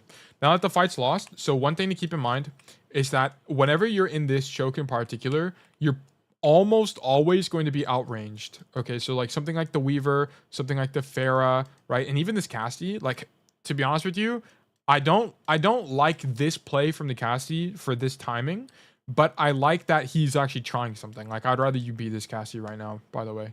But I like that he's trying an idea. It's just that the idea is wrong. Anyway, but the problem with this point after you lose is that you're going to get outranged consistently. So if you're getting outranged like you are here, then I want you to... Whoops. I want you to walk through the left side and come up this way through the mega room. Okay. You can come through the high if you want. Like, there's this high ground rotation you have here as well. But just keep in mind you're going to be even more isolated on this angle because of the high ground from main. But I really want to see you come mega room and try to open up this angle like this, typically. Even if you are alone, I think it's better. What rank is this? Let me see. This is platinum. And yeah, it's platinum. Okay. But yeah. So I don't like you coming to this right side because you're almost always going to get... Oh my goodness. We make a cardinal sin play. Okay. One thing about Cassidy, I want you to basically never, ever, ever, ever do DRX is roll forward. Rolling forward is almost always bad. I say this every single VOD. I say it every single coaching session. It's almost always bad. Like here especially, dude, look at what you just did. Bro, Hazard, Cassidy, Weaver. The Lucio's behind the tree, right? The elephant, but he's there. Literally every single enemy player is on the enemy team, right? Like they're all on your screen. Every single enemy player is on your screen right now. You should die. Yeah, catastrophic play. Yeah, this is really bad. So if you want just a basic rule of thumb, unless you're masters, just don't roll forward. It's almost never good. And then there's a lot of nuance to it. Like if you watch some of my gameplay, I'll roll forward, but it's because I understand the nuance of it. But just for the sake of simplicity, DRX and actually improving, just basically you should only roll forward when you're coming out of spawn. And the closer you get to the enemies, pretty much you should never roll forward. So until you're in masters, we can start talking about it a little bit more. But it's just something to not think about. Like there's no reason you should die here. Like we should not be dying. That makes no sense. And the only reason I'm gatekeeping it to Masters is because up until that point, you're going to save so many deaths. Like if you abided by don't roll forward here, there's no world you die, right? Like you don't, and then the amount of plays you make by actually rolling forward are almost negligible. Like they're almost negligible. There's maybe like one play in every 3 VODs I watch where someone got a kill from rolling forward. But even here, by the way, I would go left room. Here, I need you to hit the left room rotation for the reason I mentioned earlier, which is you're just going to get outranged by everybody that are already staged, right? Or if you're going to come main, I need you to swing instantly to cover. So you're going to go like this and then go bam here. And then you're going to look for this like that. But coming out main like this and like standing here makes no sense. You're just going to take a bunch of damage and die. A rule of thumb. Hey guys, I moved here. YouTube text is so slow. Yeah, YouTube is like mega slow. And there's not a way for me to fix it, unfortunately. But welcome, gentlemen. What was I saying? Yeah, coming in main is just like you're just kind of set up for failure here, to be honest. Like, look, you're getting spammed out by the Pharah. It's pretty bad. To be honest, I hesitate versus heroes like Hazard, who I still have no idea how to play. Okay, which makes sense. Hazard is a pretty big cast counter. Hazard is really good against cast.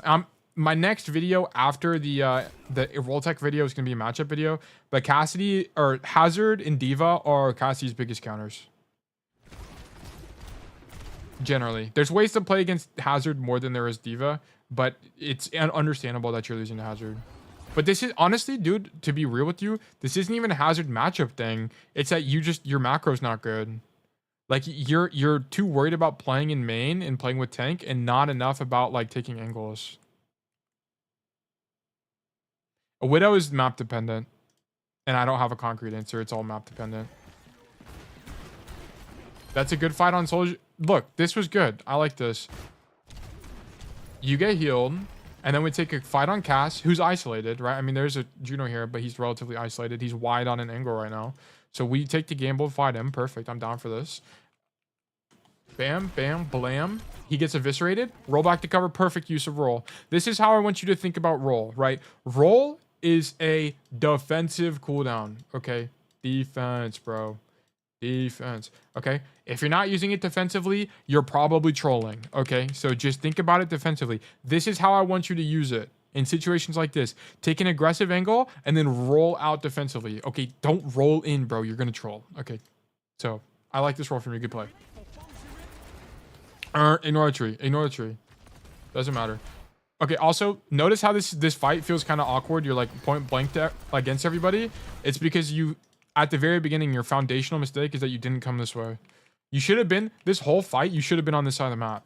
You should have been, whoops, I don't know why I'm positioned here. This whole fight, you needed to be on this side of the map. Oh my gosh. Bro, where's my thing at? Here it is. You need to be here.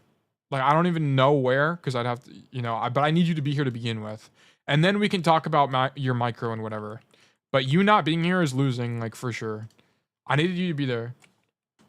Because, like, every bad positioning, every subsequent decision. Okay, look, here's how Overwatch works. If you make a bad fundamental decision here, every subsequent, well, it looks like this. I draw this diagram all the time for my students. So this is like decision A, this is decision B, this is decision C, and then so on. Okay. And then we're going to do D, E, F, G. If you make decision B and it's bad, so let's say that you make decision B and it's bad, these decisions are going to feel terrible. They're going to feel so bad. This is like, you know, have you ever just like been in the middle of a fight and there's like 16 guys shooting you from every single angle and you're just like, what am I supposed to do, Tail? I feel like the whole world is against me and I'm 1v9 against the enemy team. Well, it's because you're a moron and you're standing in the enemy team, okay? Just don't stand in the middle of the enemy team. Because imagine how much easier this situation would be if you're standing here and then all 4 enemies are right here, right? Everything makes more sense because everything is on your screen.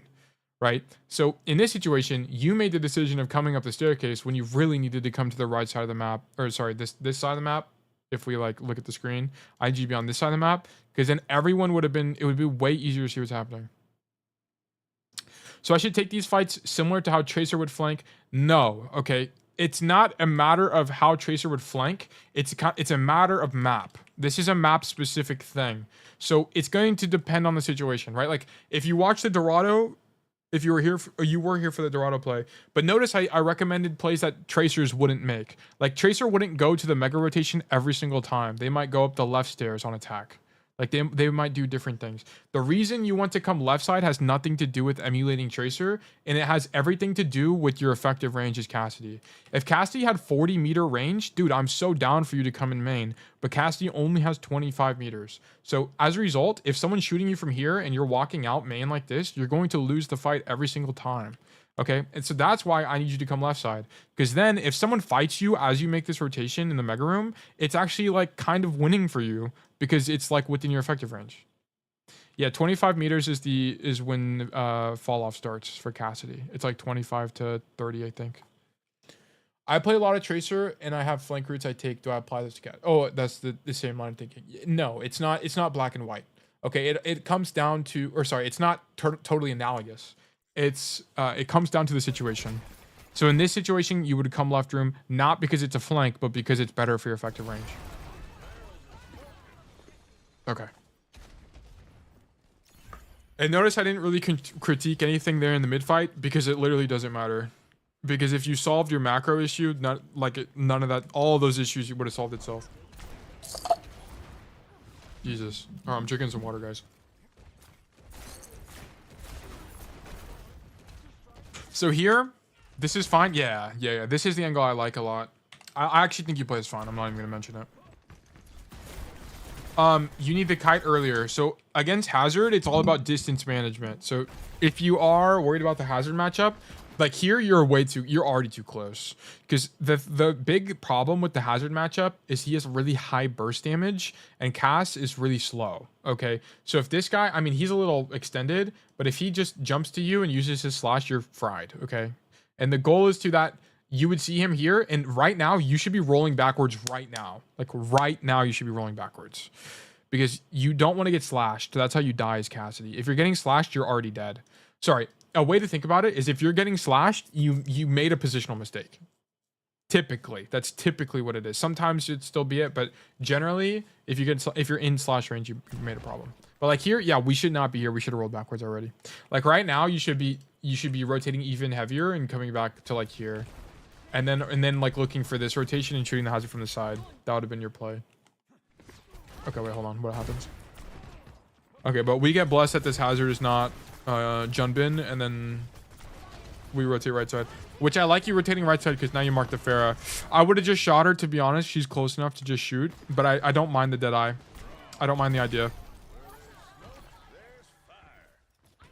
I like dead eyes, and this kind of comes to like what I was talking about with dead eyes and 1v1s. Like you probably could have just shot her, to be honest, but I honestly don't even mind this. Like I think dead eyes like this are like high EV. High effective value, so don't be afraid to use those.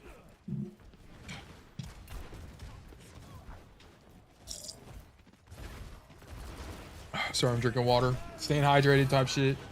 Okay, wait, what? Okay, so basically you're just too close. Okay, I need you to, the problem with Cassidy, and it's something we need to keep in mind as fellow Cassidy enjoyers, Cassidy is so slow, bro. He is so darn slow. So you need to anticipate the whole, like a really big thing as Cassidy is you need to anticipate things. You need to anticipate Hazard ult. You need to anticipate the dive. You need, if they play Lucio, you need to anticipate speed boost. Yeah, I need you to do things like that. But here you're just kind of too close. You should be like here and then rotate out like this. Or I don't like this rotation, but like even if you rotated in the main, I would have preferred that. I can tell you what I was thinking because this was today, but I autopilot the position. Yeah, just don't autopilot, bro. I need you to be intentional. I don't really think about as much as I should. Okay, well, this is your wake-up call. Okay, so your wake-up call now is what I want you to think about DRX is I want you to understand I don't need you to get it perfect. Okay, a common misconception is that my students are like, but Tail, on every single map, I don't really know where to stand. And it's really hard and I forget. Yeah, okay, whatever. That happens to everybody. It happens to me. It happened to me as I climbed. It happens to Gooksway. It happens to Lip. It happens to your favorite player. Okay, but what I need you to understand fundamentally how to figure out what is a good position. That's what I need you to understand. Okay, so keep in mind how I rationalize this left side rotation. Okay, How did I rationalize this? The reason I rationalize this rotation is because of effective range. Okay. Why do how am I rationalizing you playing further back? Because Cassidy is really slow. Okay. Like, these are the things you need to keep in mind. Like, if you had an idea here, never mind. Okay, I won't even elaborate on this. But anyway, the reason I rationalize this is because Cassidy is really slow, and as a result, you need to play further back. So when they do engage, you're not going to get collapsed on. Okay. So I need you to think about your hero and their weaknesses and position accordingly. Like, the right side at the start was autopilot, and the backing up was me not understanding how lethal their team is. Yeah. But these are all, it seems like you're just positionally autopiloting. Like, you don't have the problem right now is you, okay, here's the thing. Who's your, DRX, who's your favorite DPS player? And don't say me, okay? Don't say me. Anyway. Who's your favorite DPS? Tell me your favorite streamer or whoever. Dante, okay, cool. Let's act like you're, okay, look. You know what's cool, DRX? You and Dante actually play the game in a pretty similar way.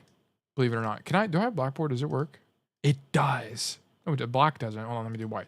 Okay, I'm gonna flashbang you guys. Bear with me. Okay, bear with me, everybody. You know what's interesting? You and Dante actually play the game in a very similar way. You know what? Dante, he might, sometimes he'll just take a position on autopilot. He just kind of like turns off his brain and goes places. But you know what?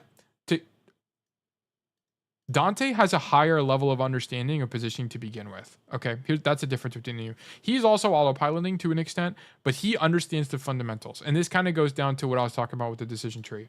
How everything in Overwatch works is it's based on, every decision you make is based on every subsequent decision. Okay.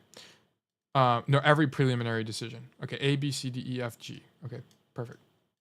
So here's what we're looking at. So where you're at right now is in the decision tree of good positioning.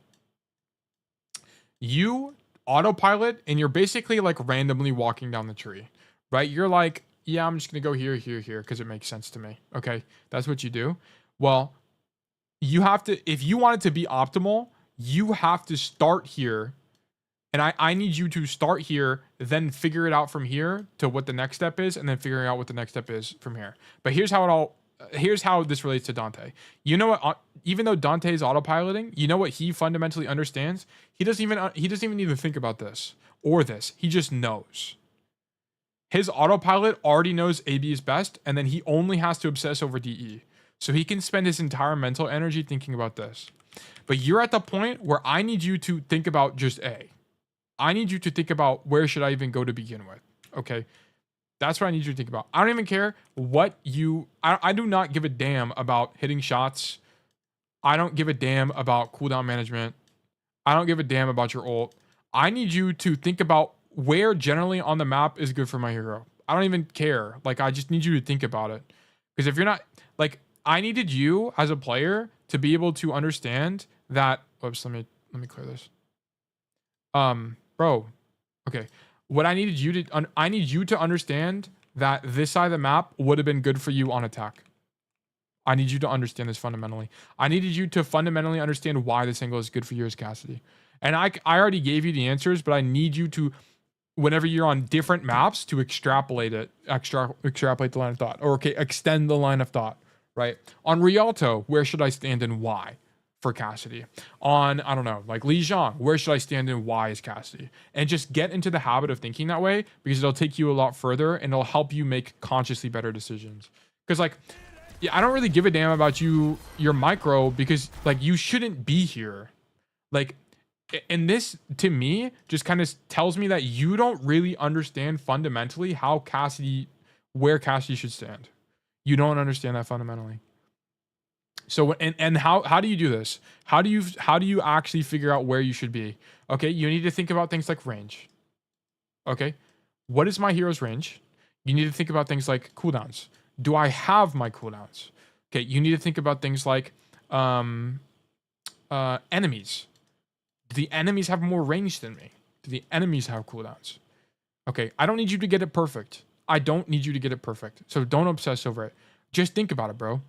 And you would be surprised how often you're right. Okay.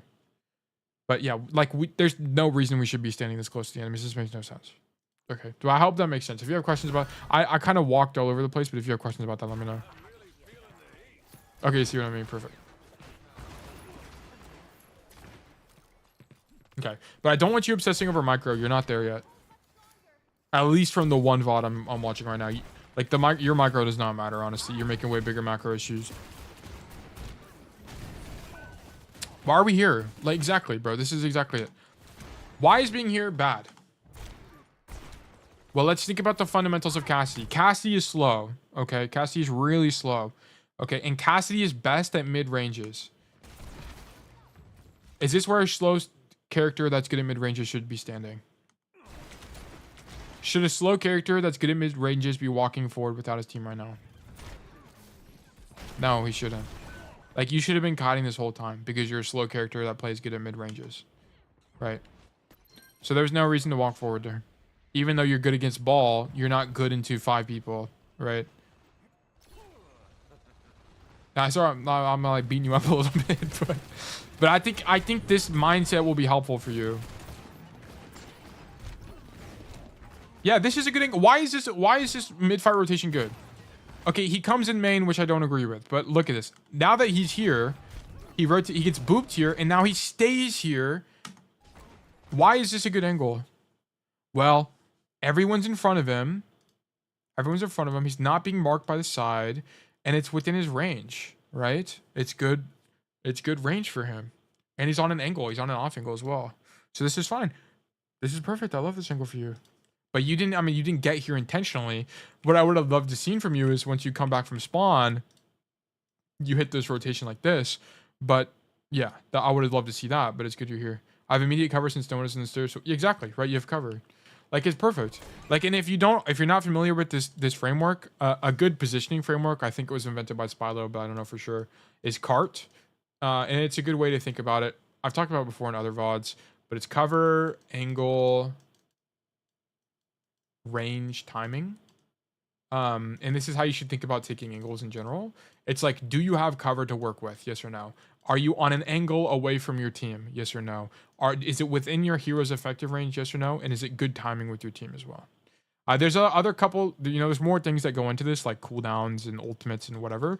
But if you need a basic framework to help you understand positioning fundamentals, that's something to look at. But let's look at this. Is this rotation good or bad?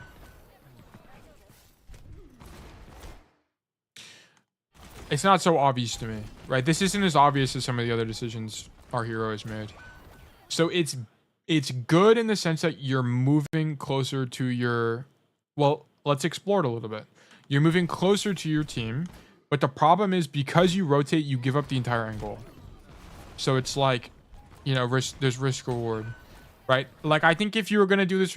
I don't think it's terrible, but if you were going to do the rotation, I needed you to roll backwards. Roll to your team, because this would be a defensive. Like in this case, this would have been a defensive roll, and this is like a situation where you're rolling forward makes sense, right? Because it's a defensive roll out of the fight. Okay, like I would have liked that, or you could have stayed on the stairs and fight them. Like I think either decision is fine, to be honest with you. But one thing you should definitely not do here is peel. Okay, as a principle, you should only peel if it's convenient for you. Is it convenient for you to peel Somber right now? No, it's not. Okay, so ignore her. Right, and you can see exactly why peeling can be bad like this, because you have to make a bad rotation or like an unoptimal rotation, and you get caught in the back when otherwise you could have just been shooting the cast. I think it's a good VOD because I'm bad at this map. Yeah, that's good. I'm glad. This should be honestly a winning map for you. So it's good we're reviewing this. But you being... Oh yeah, this is an awareness issue, but whatever. Like, you should have been helping your Zarya right there.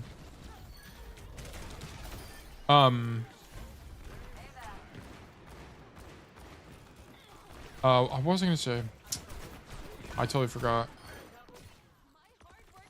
But like, I've always been bad at this map. Well, you're bad at this map because you're just like making weird positional decisions. You're not thinking about your hero. You're just kind of like playing with your team. So you kind of get as far as playing with your team takes you, which is not how you win in Overwatch. Like if you watch Dante, he doesn't play Cass, but if you watch him and he did play Cass, you would see him taking angles way more than you do.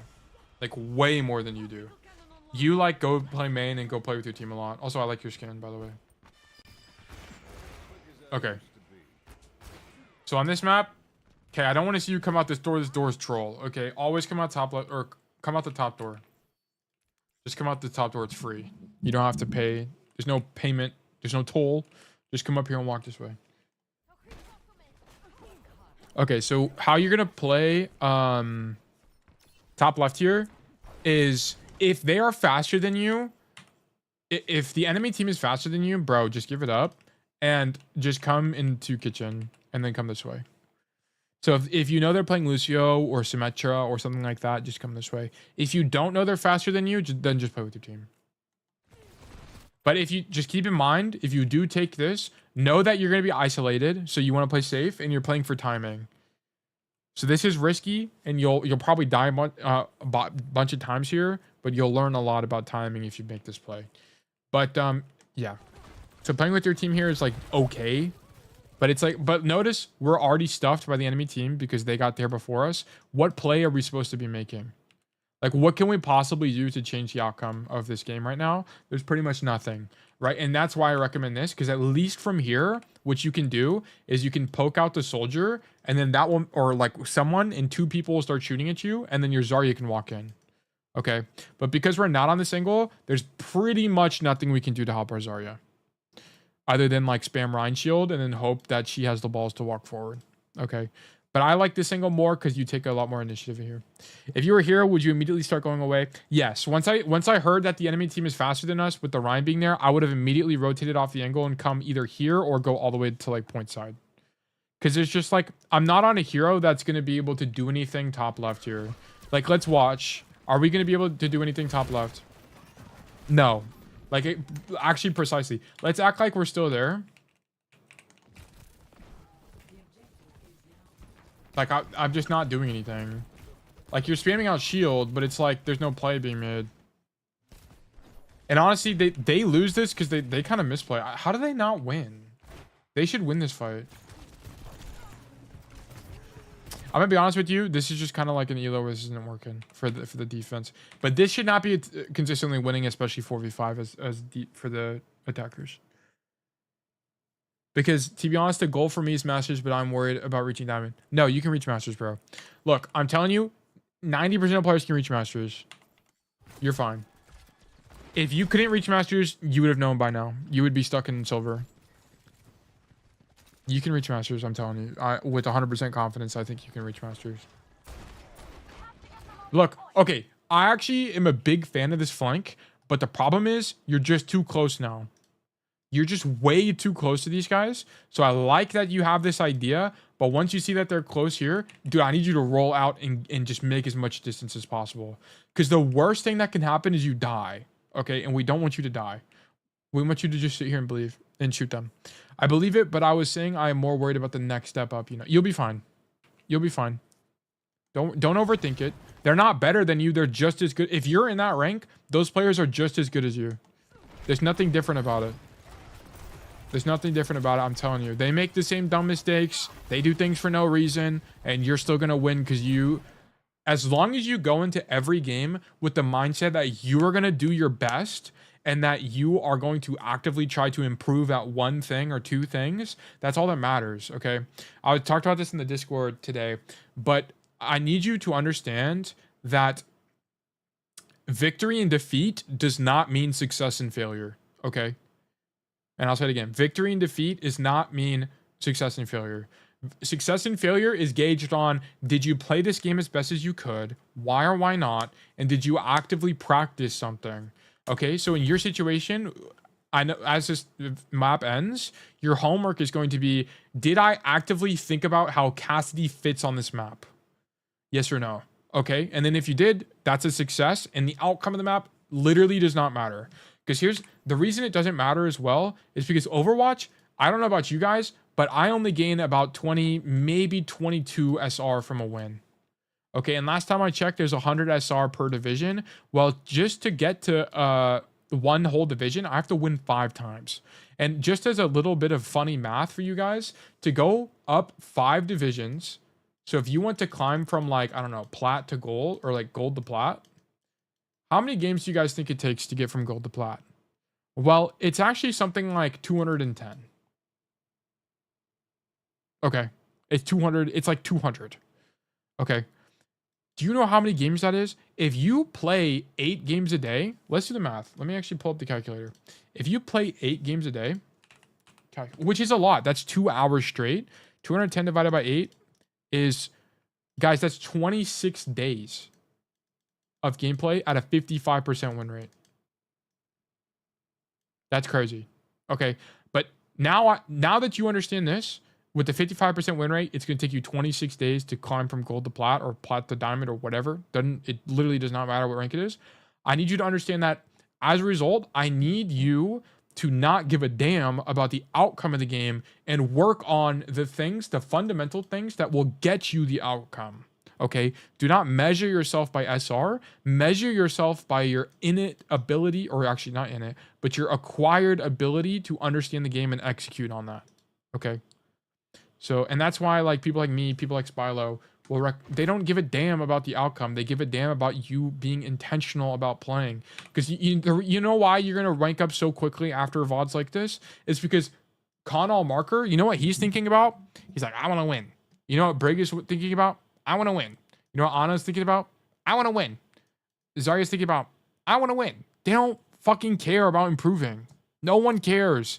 None of these guys care about improving, but you know who does? You do.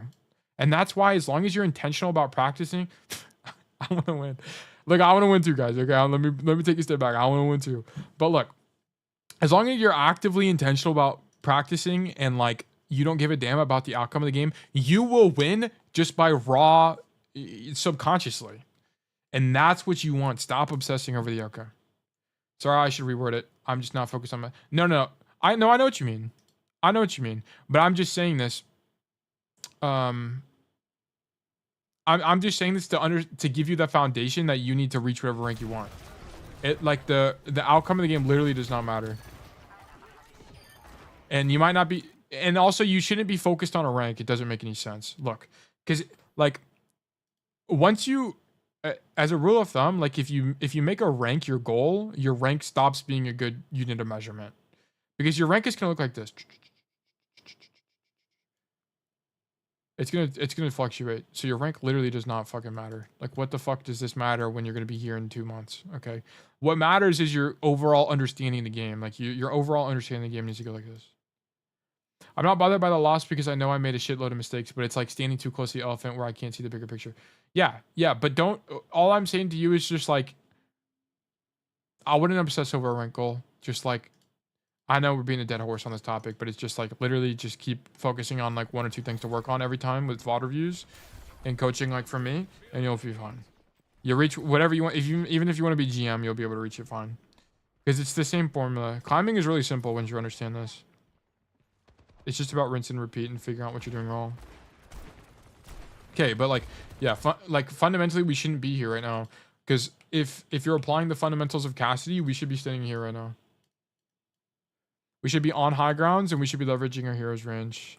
So this is, I don't even care what you do after this. This is macro issue. You need to be standing up here, because the reason you might be up here is it's like basically impossible for the enemy team to shoot you. Like, look how far away you are. And of course, these guys are out of your effective range. But the thing is, the enemy team has to push up to come to the point at some point. So they're going to walk into your effective range. Okay. So yeah, so you would play back here and you would just shoot them. And then you would like pretty much win every single time.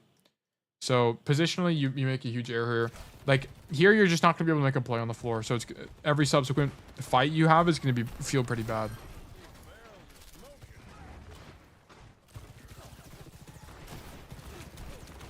Yeah, like how are you supposed to win this?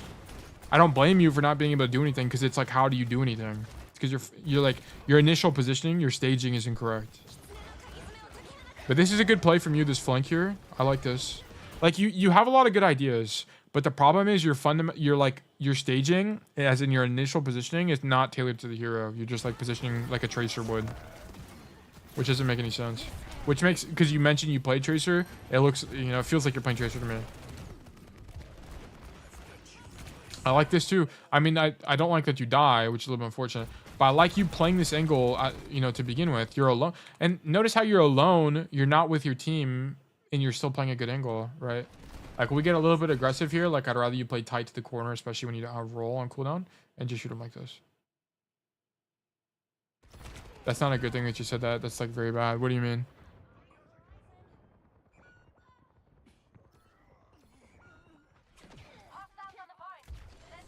Yeah, I like the idea of this angle, by the way. I thought it was fine. But we just need to not re-peek with that roll.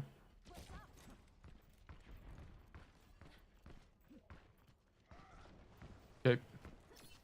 And then here I try to come top, and then if I got stuff, I'd rotate. Playing like Tracer, but I have 100 more HP, more effective range. Got a Tracer. Yeah, I mean, it's just pointing out, like, you have a lot of good ideas, right? But you're just not like, a Tracer doesn't need to stage. It's not as important for a Tracer to stage as it is for a Cass. Well, because that's incorrect. Let me just correct myself. Cassidy has to be a little bit more intentional about staging because he's slow. Okay, Tracer, it's a little bit more forgiving because you have blinks and you can get to things faster. But Cassidy, you need to, like, actively think ahead of time of where you want to be. Like this, I actually don't even mind this that much. The only problem with this is you're a little bit early, but how do you actually die? You're just too wide. And whenever you do stuff like this, you need to just anticipate you're gonna get poked and be able to roll out quickly. So I don't actually mind this that much. I like the angle. Just don't die though. That's the only thing. Just anticipate they're gonna poke you and roll out. And play tighter to the corner. And in situations like this, oh my god, I keep doing this. In situations like this, you're gonna play tighter to the corner, like play here. Type shit. Okay. Let's keep rocking and rolling. So this is not a bad play. The timing honestly wasn't even that bad. It's just you went too wide on the angle and died.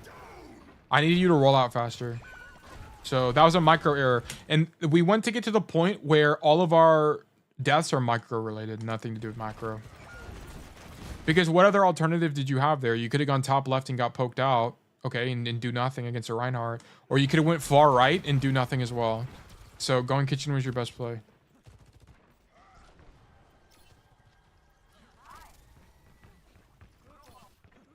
Here, I would just go kitchen again, bro. I'm being so for real with you. Here, I would go... Okay, your team is also rotating right side, so it's not as important. But honestly, now that you're here, I would just go kitchen. Yeah, I think this is a good play. And then what you want to do from here, I like this a lot. You want to go just top left like this. Just do this. It'd be really good.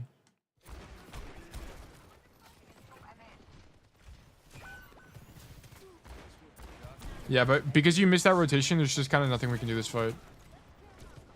Because, okay, if we didn't do this, what's our play, guys? If we didn't do this, what do we even do? Okay. In this situation, if we didn't do that, we would come main with our Zarya. And we would take a gajillion poke from Soldier. The Sojourn would be shooting us. She would not be marking us right now.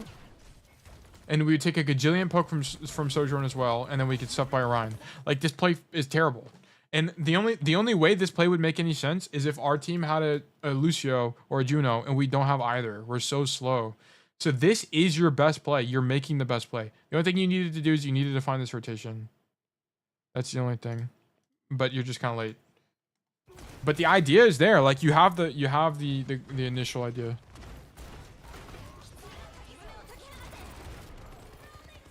And then, I mean, there's just not really a lot we can do.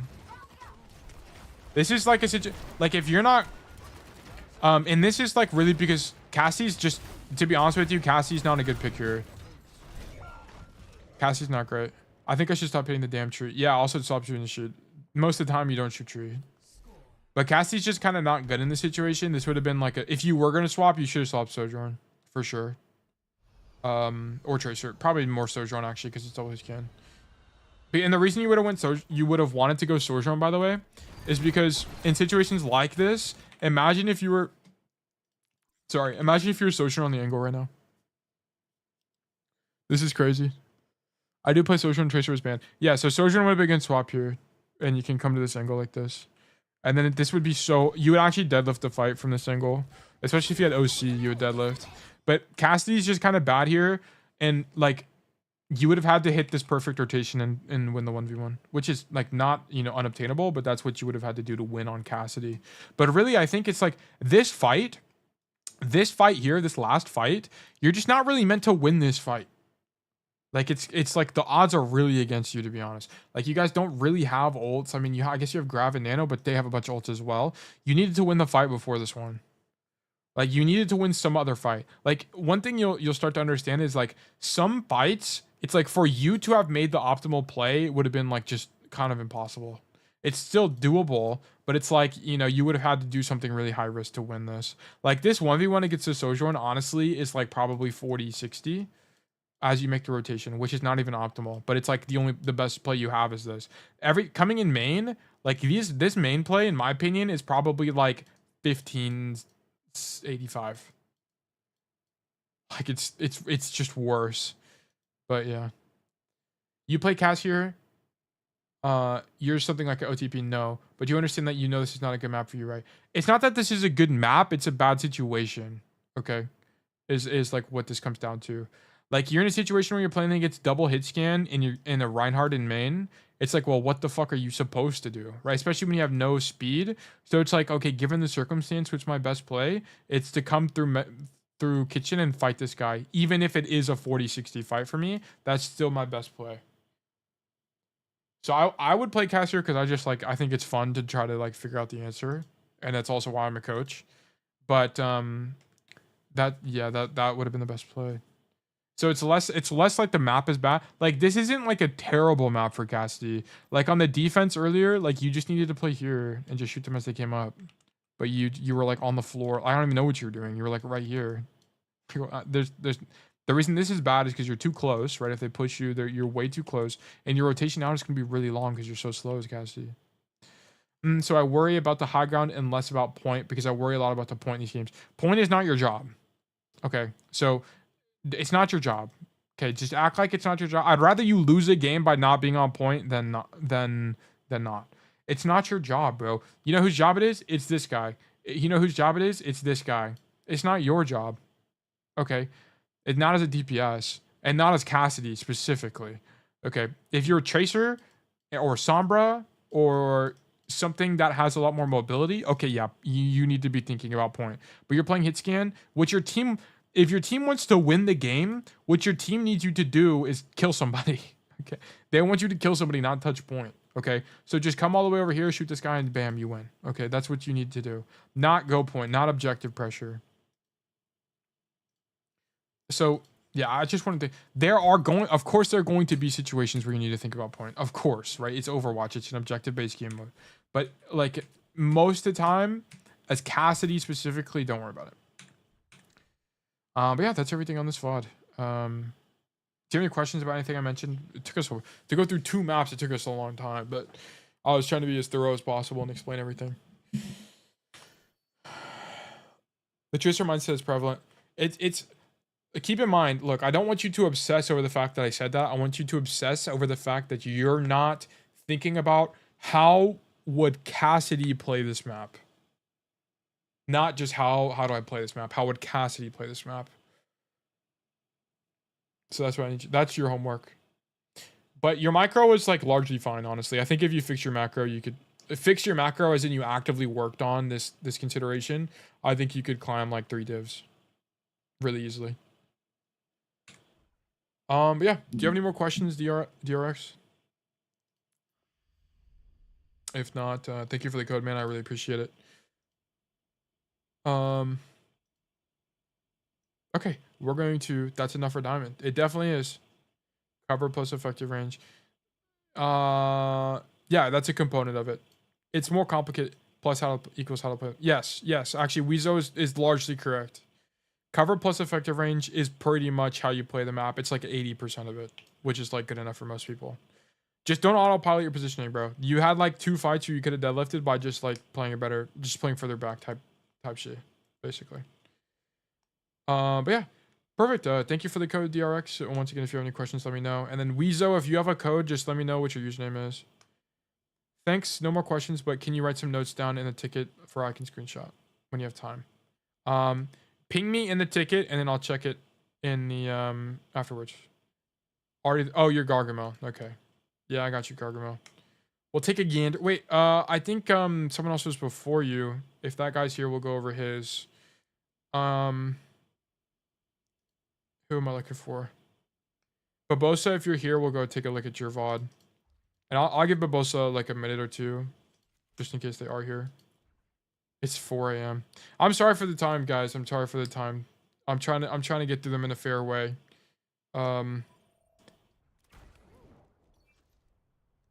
Let's see. Okay, well, we'll just get started on yours, Gargamel, and then if I hear from Babosa, we can do his as well. There's not a good way for me to do this, unfortunately. So we'll take a gander. 3.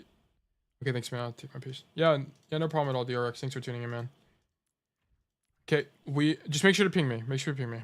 Then 3RNXSS. Okay. Gargamel, do you have multiple codes? No, just one. Okay. Bro, what? Oh, I'm an idiot. I'm in a custom game. I'm losing my mind, bro. I'm losing my mind. I'm losing my stand. I'm still in a custom game. Get me out of here, bro. Get me out. Replays, imports. We're going to take a look at 3RNXSS. These are maps we haven't done yet, which I'm really happy for. Antarctica. Antarctic Peninsula, let me be correct. Good Cassidy map. Generally good Cassidy map. You should be winning on these. And Gargamel said, this is a map I did not know where to position. There was some dumb plays left and right, but was close enough for review. I still have the bad habit of rolling forward. Okay, yeah. Don't roll forward. And working on it since I did not play much lately. Okay. If you don't have a lot of time to play every day, just make sure that you're doing your mechanics training. Really, because the whole point of the mechanics training is to be intentional. Just to be more intentional about aim generally. And do it for about 50 minutes if you can. Okay, so on this map, you almost always want to roll out in the room. The reason you want to be in the room is that if you have to rotate out, you can just roll backwards and it's really hard for you to die.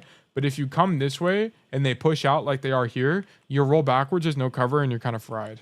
Because at least if you come out this way, you can walk back out even further this way if you need to. Also, there's a mega. So I would come here and I would start poking them out here. But here, on this point in particular, there's not a lot of plays you can make. You do have an option like this, which can be good. It's just, you know, there's high risk. There's not a lot of cover for you to work with. Yeah, range is not good, right?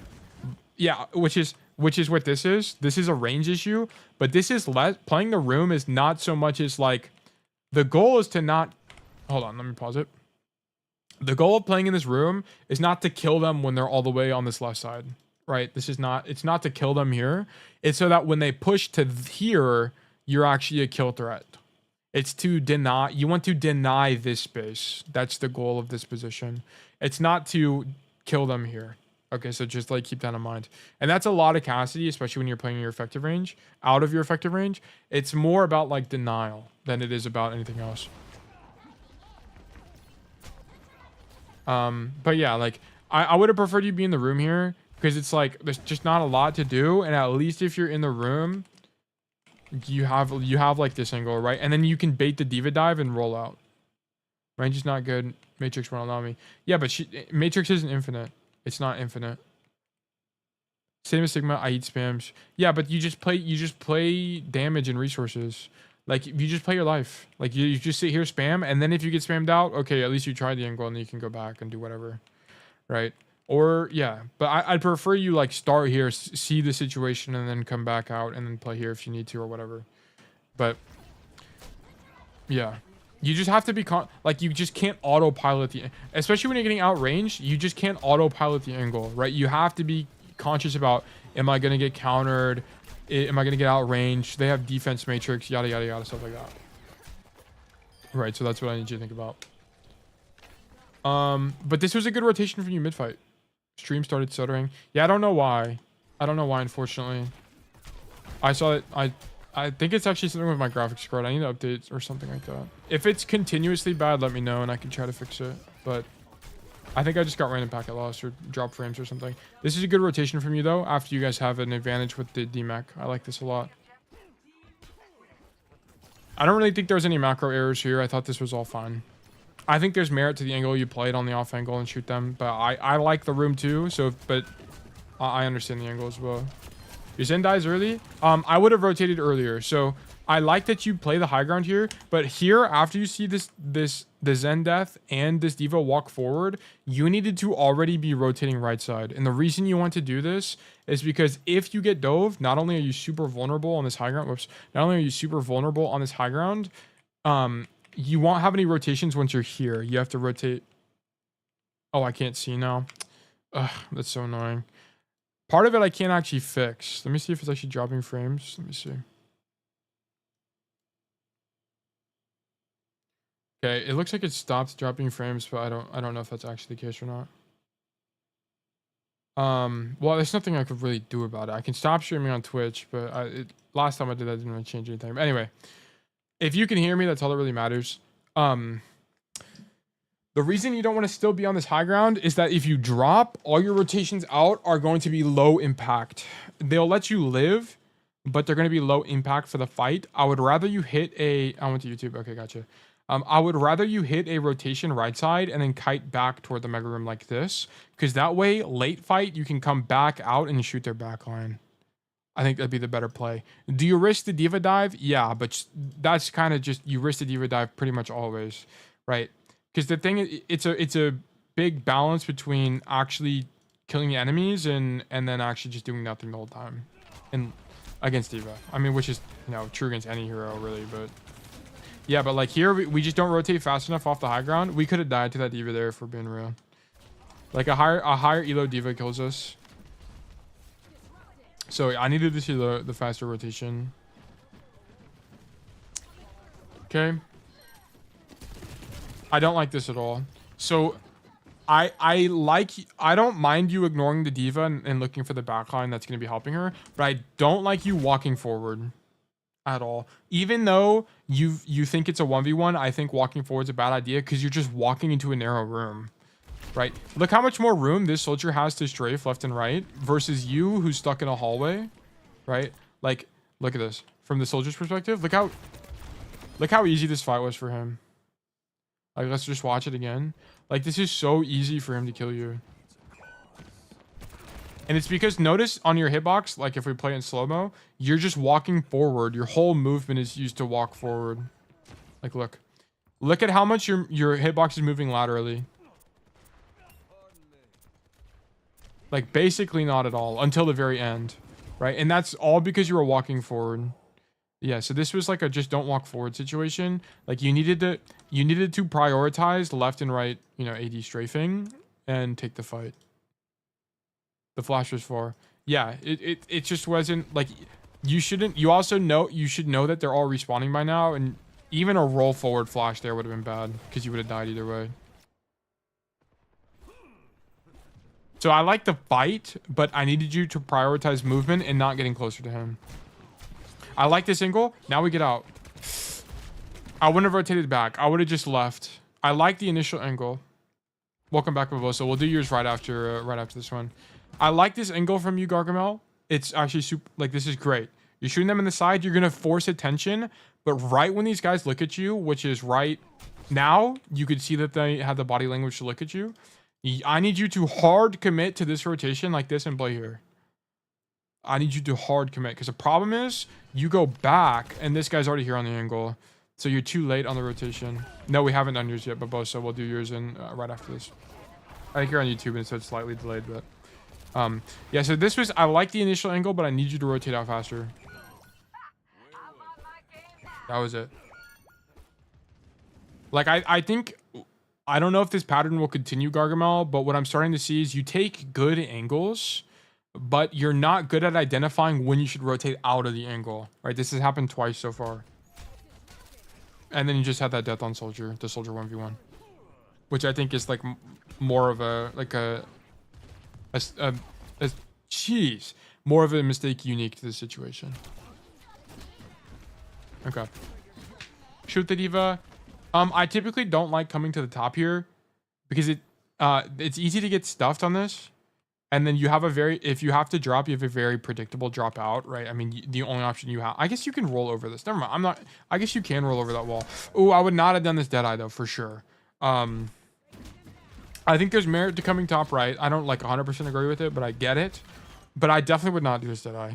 Like, there's another situation. I forgot what map it was. But the problem with this is that there's no LOS, first of all, right? Like, we have dude, we have a gigantic wall. We have, like, dude, in terms of, like, actual space we're zoned, I understand your intention is probably to turn the corner. But, like, in terms of actual space we're actually doing something, it's, like, dude, almost basically negligible. Right, we're not going to kill anybody here. And the fact that we're in Deadeye and we have to drop out the window or at least swing wide on the window, it's just so risky. There's so much risk associated with what's going on here. Like, I'm not, especially against Diva. Like, I just don't think this makes any sense. Yeah, like, if you killed somebody here, it would be because they're bad, not because this Deadeye is good. Like, if you wanted to position for a Deadeye this fight, I needed you to get creative. Like, I needed you to out of spawn, roll this way, do this insanely long walk, and then Deadeye from here. Or do the same thing like this here, and I think, or then like, I don't know, come like up this way and do it, or like come this way and do it, or something like that, right? But like, I think the way like this Deadeye is just not good at all. Yeah, especially because it's like blind. Like, there's no one on your screen when you use this, and blind Deadeyes are almost always bad, as well. It's like a forward roll type situation. Which, notice, you haven't really had any situations where I thought the forward roll, I even noticed it. I don't like the drop here. I know you want to fight the Diva, but you're walking into the soldier, and you can still see her from here. Also, if like you really wanted to commit to it, you could rotate this way. It would just be safer. This ends up not being too bad because your hazard is here to zone the backline, but I just don't like walking forward here. Yeah, you should have just stayed on the high ground. I forgot the idea behind it. Behind what? Clarify, and I can, or if you clarify, then I can fix it. Or I can. Jeez, man, I'm losing my mind. If you remind me what you're talking about, I can clarify.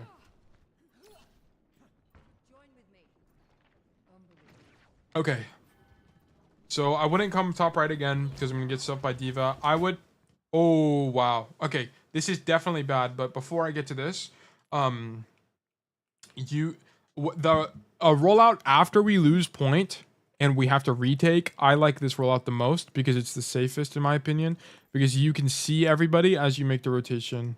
Right, you can see the Diva, you can see if someone's a window, you can see this guy. And the range is going to be better for you, like from here to like this Diva to this Lucio, whatever. It's going to be easier for you. But if you come out the hallway, everything is a lot closer, right? So like this guy's close. Who's this, a Reaper? Yeah, you're a lot closer to Reaper, Tracer, stuff like this. There's a lot more room for error, and point blank fights are okay, but not ideal for Cassidy. So I prefer this rollout typically, and then you can take space along the wall like this. The high noon.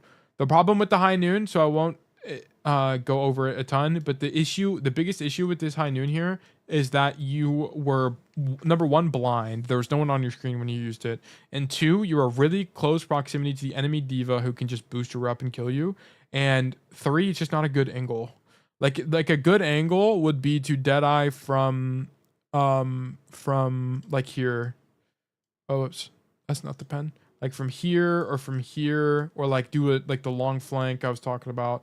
Like those would have been way better Deadeyes because they're safer. There's more distance. You have wider range, right? That's more likely to convert to a kill. If you killed someone with this Deadeye here, there's no range, right? The angle is bad. You do have high ground, so you do have that going for you. And I think you had a support with you as well, so you had support. But it's like it's just too close. Like it just didn't work out for you. So, yeah, there are a couple fundamental issues, but also, okay, so this is just a don't roll forward situation, okay? Just don't roll forward. I understand you want to kill the Reaper, but dude, I'm telling you, I've watched so many VODs, I've studied so much Cassidy. Don't roll forward until you're masters. Roll out of forward when, roll forward when you're out of spawn, or roll forward if you're like rolling back to your team, but rolling forward aggressively is almost always bad. So just don't do that. You could have died and just thrown the whole fight. Which I know you mentioned at the beginning, but just a reminder. Here, I mean, yeah, there's not really a great position, so I don't really mind this. Flanking. So another thing you can do is once if you can identify that pretty much every angle is bad, like right now, I actually would be totally down for you to just straight up either force point or hard flank, either one. Because I mean, what value are you really going to get in main anyway, right? So you might as well do something high risk, high reward. So that would be my advice there. Nice headshot. Notice you get this headshot because your crosshair placement's good. I guess we're aiming at head level. Aiming at head level. Bam. Aiming at head level. Bam. You're a little bit low, but it worked out. So great job. But the flank would be, I mean, of course they're playing like a dive variation with D.Va. So of course it'd be really high risk and you might die on the flank, but you would force a rotation out and your team could shoot them all in the back, even if you die. So it would still be worth it in some sense. Oh, but we didn't touch point here. That sucks. I feel like you played that last fight fine, in my opinion. Other than the roll forward, that was really bad. That map is really, that's the toughest cast map for sure. There's not a lot of options you have. The only other thing I'll mention, actually, just for your awareness, is don't forget that this flank exists. Don't forget it. Sometimes you'll use this. Like in this situation, when you're getting stuffed and there's like not a lot you can do anyway, you're getting outranged or whatever. Sometimes just straight up walk here and just like go for extremely high risk play and go for a trade. Stuttering quite a bit. I'm not sure if it's only on my end. It's not just on. I don't know what's going on, guys. I'm gonna be for real. Let me see if I turn off my worm and if it fixes it. Let me know if this fixes it. It might be a worm issue. I theorize. No, it's definitely not a worm issue. I see it exploding on my screen. I don't think I have a way to fix it. I'd have to actually, can I drop the bitrate? Let me see. Let me see if I can drop the bitrate. Settings, output, bitrate. Guys, we're gonna drop this all the way down to a whole lot of 5,000 bitrate. Okay, so that might fix it. Yeah, probably is gonna fix it. It's probably like a threshold issue, and then the worm is turned off. Okay. Initial angle, I don't mind it. Typically, honestly, on this map, I do enjoy this flank a lot, but sometimes, especially against the divas, it's really easy to get caught out here. I honestly, I would just play main, bro. I'll be real. Because what you're going to do is you're going to play in main, like this, and then you have this flank like this available to you, or you can just shoot tank, and typically it's pretty good. The problem with this is that if the diva's paying attention, you're going to get hard flanked, but you know, it's risk reward, right? Is there risk reward for the angle? And yeah, I think there is. So I think this is probably fine. And I like the rotation, so it's a good idea. Why do we actually, could we have done more? Let's see. No, your Sojourn dies early. The only thing you could have done is identify that your Sojourn died early and got a little bit more aggressive because the fight's lost anyway. But other than that, the idea is fine. Also, let me know if the stream is fixed, by the way. Yeah, so that's the only thing I'd say there is because your teammate's already dead. You might as well try something because it's already lost. But okay, I like this. I like the rotation. Ooh, yeah, you can roll tech up that. You can for sure roll tech up that. But I like this flank. I like this a lot, actually. Yeah, you should have just dropped there. Okay, so now you're force the rotation. Perfect. You're making actually an unbelievable amount of space. Main hurts versus D.Va, Matrix, then you die. Yeah, so does Angle. If she boosts you on the angle, you're just dead as well. It's the same thing. The D.Va matchup, just don't beat the dive target. It's like kind of what it comes down to. Or if you are the dive target, be with your team. I think it's just I'm not against this, but just why are we walking forward for this trade? Just stand there and shoot him. Like, I like this flank. I like the rotation out. And then I like that you do this. Just drop, though. Yeah, just don't walk forward here. Because walking forward here means there's, like, no chance that you live. There's maybe a chance you live for, like, 0.2 seconds longer if you stand there. It's freezing every 3 seconds. And... okay, I'm going to turn off the Twitch stream. So if you're a Twitch frog, thank you for tuning in. Please go to onetoldtale.youtube or youtube.com/onetoldtale and tune in there. We're gonna try to save the stream. But yeah, I'm gonna end it on Twitch. But yeah, hop over to YouTube and then we'll keep chugging along here. Okay, so I closed the or I am closing Twitch currently. I don't know why this is happening because it wasn't happening. You know what? It's been happening since I did the overlay, guys. Now I think about it. Let's do. I feel like that doesn't really make any sense. Maybe it's because the bitrate issue, but every 3 seconds as well. I don't know. I don't know the answer. Anyway, we're just gonna keep chugging along here. But yeah, don't walk forward on that off angle. But I like the idea. I think the only other thing is like that left angle in particular is just kind of close to the enemy team. If you think about raw proximity, this is really close to the enemies. The only other option you have is this. If you went right side, they're not marking right side, but also you can come force point if you come right side. Oh, it stops headering. Okay, yeah, it's something about my multi-stream. I think it's my graphics card. It's probably like a graphics card issue. But I think it's the multi-stream. Because ever since I started multi-streaming, I had that problem.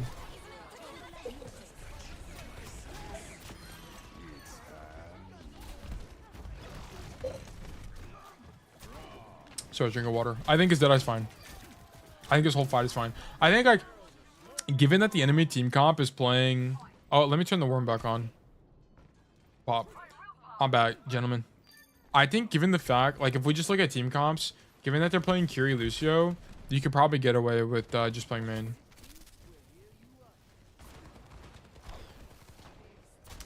Okay.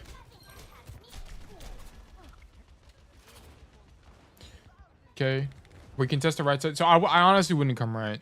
I wouldn't come right. Like, the issue with this is that if you do get dove, I like the idea of off-angling, but if you do get dove by this diva, you're just fried. I would just... And honestly, this space isn't that important for us. I would rather be on the left, right? Because I just don't want to risk a 1v1 and die. So I would just be on the left with my team. I know diva sucks, but it's like... I just think the risk here is going to be not worth the reward. Yeah, we get marked by a soldier. I mean, it's fortunate we don't die here, but I would have just played a man, to be honest with you.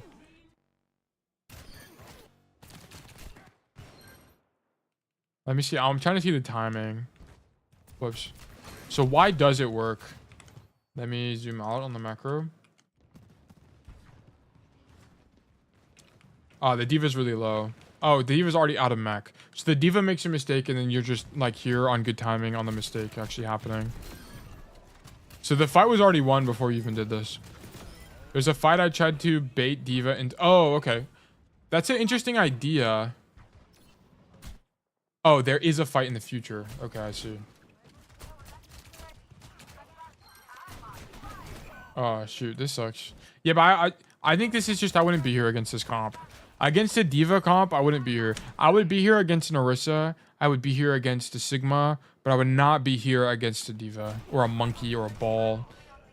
Tanks that can dive me or get me killed like that, I just wouldn't. Or if I am playing the angle, I'm definitely not this close.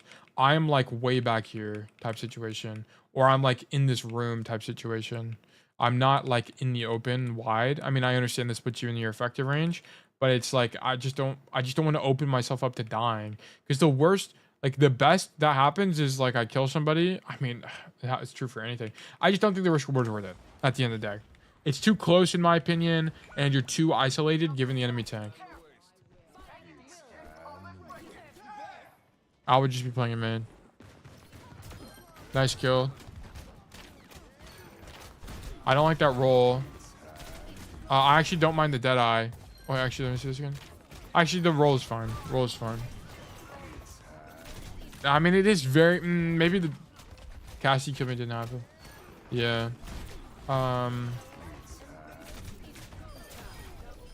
The Cassidy killing you is not... I just think that the position is bad to begin with. I don't think it has anything to do with... The Cassidy killing you is just circumstantial.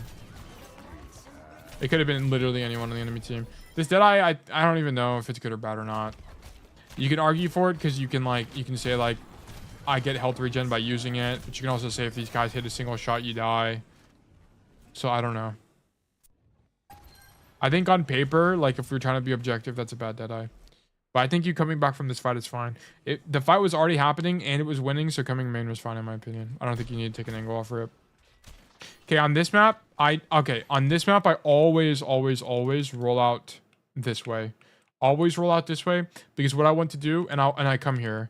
Because the idea is that if they're playing a flanker or someone, you know, someone else that's on this left side that wants to take this space, Cassidy's really good on this fight. If someone else is trying to fight you for this, Cassidy's really good on this side of the map. So I try to play here. And then I can, you know, if they're playing up top, if the enemy team is pushing up top here, I'll just shoot them as well. But I would definitely roll out left here instead of main. Because now if you want to take an angle, it's like more, it's going to take you more time. But admittedly, if you do play main like this rotation to point and then coming all the way to the right side is a lot easier to do as well. But the thing about this is if you play here, there's no flank. You're just kind of hoping they play in main. But if you're on that left side of the map, you have a flank available to you. Like you could shoot this Kiri from behind right now. So I like that side more. I think it gives you more control over the game. Because here you're not denying any space, right? You're just kind of shooting them as they walk in. Which I guess in a way is denying space, but I think there's more playmaking on the left side of the map.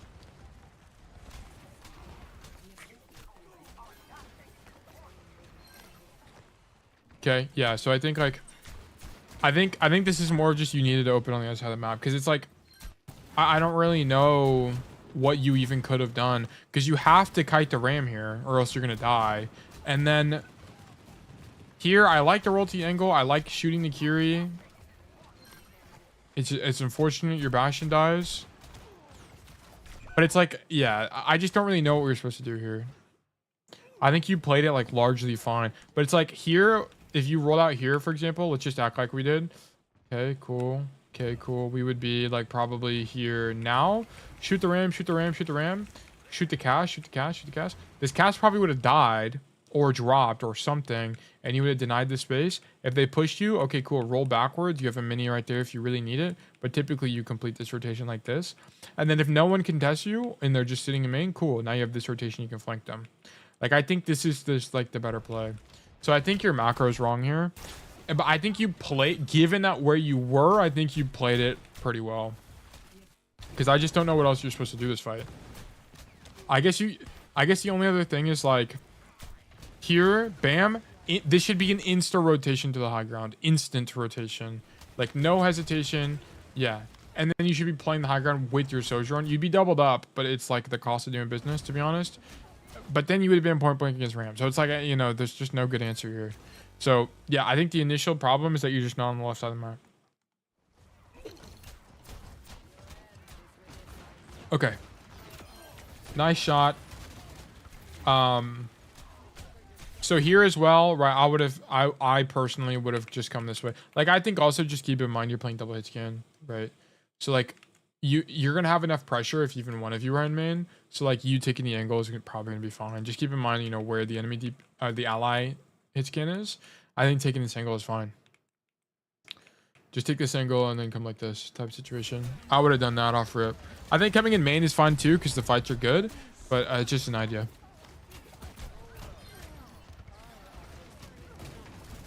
Nice roll. I like that roll. Nice shots.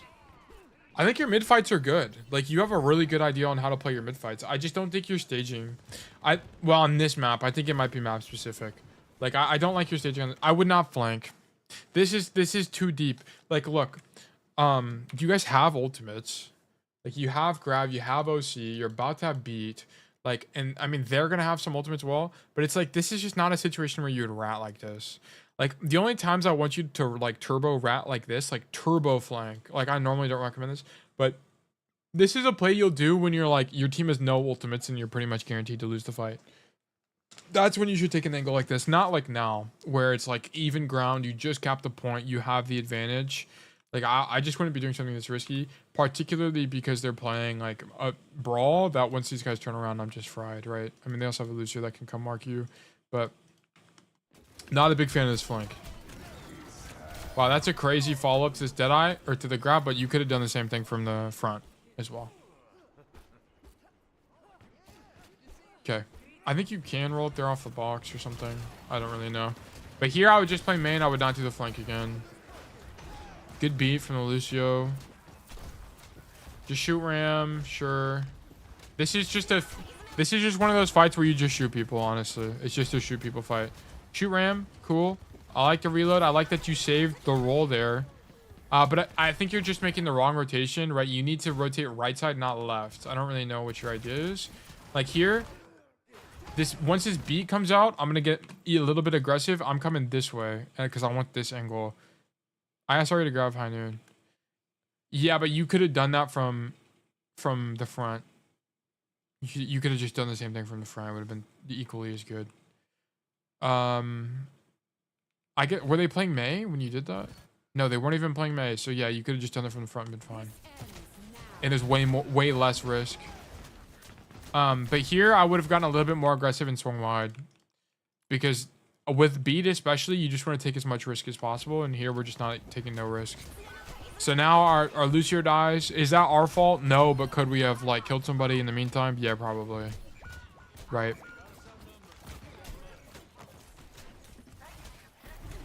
Yeah, so I don't really see how we win this. I think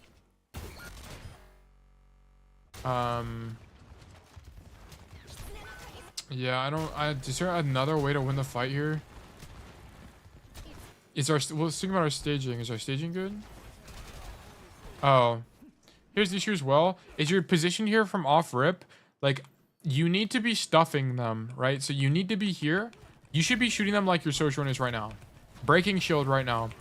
Shooting these guys as they're walking in. Kite. Like, there's no reason all these guys should be full HP.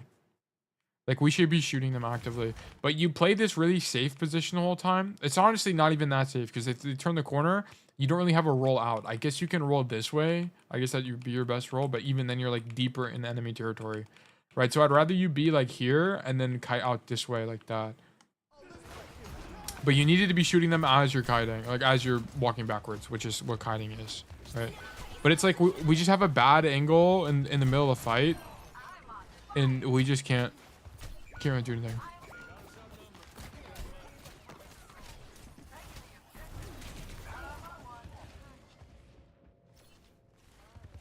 Yeah, I don't know. I think that was it. There was more just positioning in that mid fight. Beat comes out. I like the angle that we're playing. It's really safe as well. If you get contested, you just roll out. I like the flash. It's just a straight up damage flash. I actually like this Deadeye a lot. It's really high risk, but it's really high reward too. Good chance you die, but you're gonna deny the blizzard value, and then now that you have so many skulls, they can't walk out again. Draw. Nice. Good Deadeye. Here, yeah, just grab the mega. This is fine. This is all good. Cool. Shoot the ram. Take the space left side. Just keep in mind they're going to come back from spawn. Yeah, okay, cool. I like you playing on the side ground. It's like basically impossible to deal with you. That was fine. Oh, we lose? Yeah, then we lose. Yeah, you needed to stuff them the fight before. I needed you to roll out left side on this map. On Icebreaker, I needed you to not go for the right flank, given that they're playing Diva. Right? If they were playing Ram, like if they're Ram here, I like this flank. But, I mean, you still would have died to the cast. But I like it more given the enemy tank. But I just think this is objectively wrong. I'm going to be honest. I think it's objectively wrong to be here given the tank comp. And the fact that they're playing Lucio as well. And then on this first point here, honestly, I thought the way you played this was largely fine. I think the Deadeye was bad, but your macro was, in my opinion, pretty much correct. On this map, you could have maybe gone for like a super deep, like ultra risk front flank, but I think generally you had the right ideas. Yeah, that's kind of my take. I think you should on this map, yeah, just roll out left side, like the coast side. I think it's way better. I think you'll have a lot more success over here. And then a lot of your value after you win fights and you're holding the enemy team here, for example, is going to be in poking them as they walk up, right? So if these guys are walking up like this, ignore this huge error here. As they're walking up like this, I need you to stand here and I need you to shoot them as they do that, as they come in, okay? They should be taking damage. And then as they get too close to you, okay, then roll our kite out, okay? But I don't want you to stand here while they're still over here, okay? This doesn't make any sense, okay? While the enemy team is back here, Don't stand here. Okay, I need you to shoot them before that happens. But yeah, that's kind of my critiques. There wouldn't really like any rules or like any consistent mistake you were making, so I don't have anything for you there. It's more just like, you know, per fight basis. And then maybe you pick one of the things I mentioned and practice those in particular. But okay, yeah, if you have any questions, just let me know. I hope that was helpful, Gargamel. Thank you for the code. And then, yeah, of course. And then let's look at, let's see here. We're gonna take a look at Barbosa. Barbosa, are you still here? We will oh, it's a, oh, okay. This is gonna be, how am I gonna do this? We'll have to do a little bit of thinking on the spot here. So this, wait, Barbosa, were you in the Rialto game? Do you have multiple codes? Let's see. We have, yeah, Barbosa, you only have one code, it looks like. I think it's just the Rialto game. Okay, in that case, we're just gonna go ahead and hop into it on the Rialto. Let me go ahead and change this. You are here. Okay, gotcha. Let's do this, and then let's do, I think I just need to minimize this. Window capture, Mozilla Firefox. Why is this Overwatch so big, bro? Thank you, Tail. I'll rewatch again for the stuttering part. Yeah, sorry about that before Gargamel. Yes, we are doing the Rialto game. Okay, cool. Man, I hate Overwatch chat. Not Overwatch chat. I hate YouTube chat delay. It's so annoying. Actually makes me crash out. Okay. Overwatch is minimized. And then I need you guys to be able to hear the desktop audio. That is very important. Can you guys hear this? Drop a 1 in chat if you can hear this.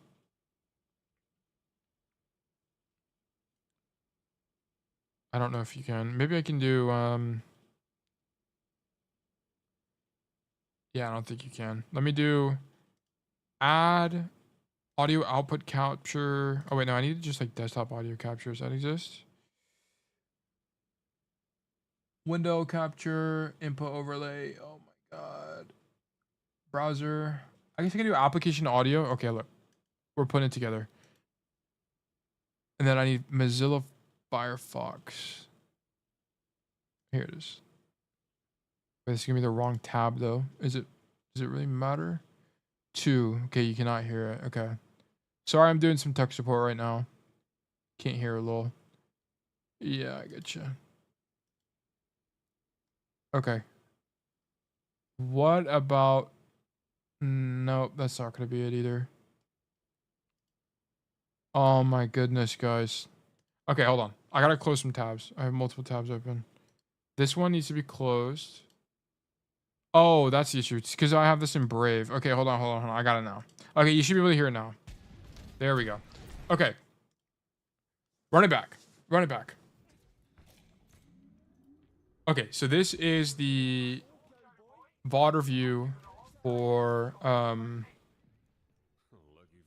Barbosa. We're gonna look at Rialto. So Rialto is a map I've VOD reviewed a lot. Okay. And typically on, so keep in mind, it's just a video. I can't actually like fly around. I guess I could open a spectator. I'll do that if I need to. But on this map in particular, it's going to be a lot of denying space more than it is like on defense, right? A lot of denying space rather than it is like a lot of proactive playmaking. So like standing up here and playing this angle is your best play consistently. This will be your best play. Just stand up here. The reason you want to do this is you don't want to die to poke, and most often you're gonna get poked out if you like actively contest the high ground. So standing up here is all about living and denying the high ground from them rather than, okay, you dropped too early here. Don't give it up this easily. So this is all about denying the high ground, right? So here, what you want to do here, I know the Hanzo's up here and it's like, it can be a losing fight for you, but I need your instinct to, I mean, you're not even like low HP yet. Like if you get headshot, one shot here, whatever, bro, it's the cost of doing business. But honestly, yeah, rolling here is like, your team needs you to stop the Hanzo from being up here. Because what the hell are you guys gonna do if you're not up here? Don't you like your Hanzo becomes the only person who can deal with, sorry, your Hazard becomes the only person who can deal with him, and now you guys are like, you have no control over that, right? So what you could have done is once you were up here, just roll to the side and then play this corner here. This corner is your best friend, okay? And oh, you guys can see the thing twice. Hold on, let me see if I can fix this. Let me do window capture. Wait, hold on, let me redraw it so I can make sure I turn it off correctly. Let's do not chat. Epic pen, maybe? There we go. Okay, so you want to typically stand on this corner, and let me actually boot up a custom game. Maps. Sorry, ignore the squiggles temporarily. Rialto. Then we're gonna do heroes, general, 0. So let me demonstrate what the plan is. Okay. So what you want to do is ignore the squiggles once more. Also, make sure to buy the nerf skin before it disappears. Create a code tail. If they ever add it, please. Blizzard, please add creator codes. You're gonna roll tech up here because you're the GOAT. And then what you're gonna do, so once this Hanzo comes up here, blam, wait, you get caught by surprise and I think you're here. So your reaction be this, chill, reload, then reswing. Okay, then if you get headshot, okay, whatever, you're on the corner. But you want to fight, you definitely want to fight for this. Because giving it up, giving the Hanzo this angle is going to be, if this guy's just going to be able to shoot your team for free. Just for free.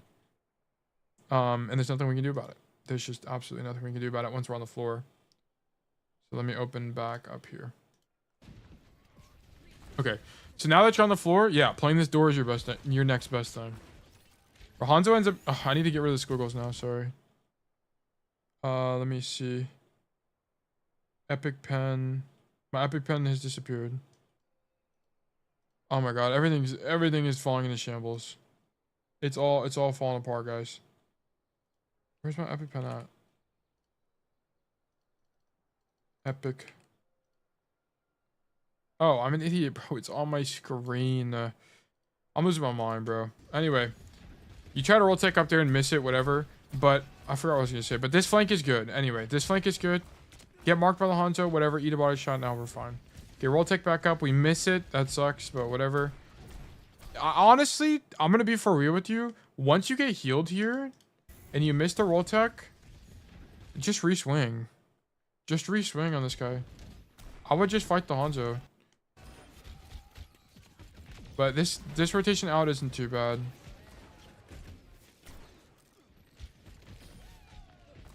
Okay, this is fine. Nice shots. Okay, we're back up here. Once again, just keep in mind this high ground is more about space denial than it is playmaking. So deny the Hanzo from having this rotation. Deny the Lucio, deny the Junkrat. Then you're chilling. Shoot the Reinhardt, cool.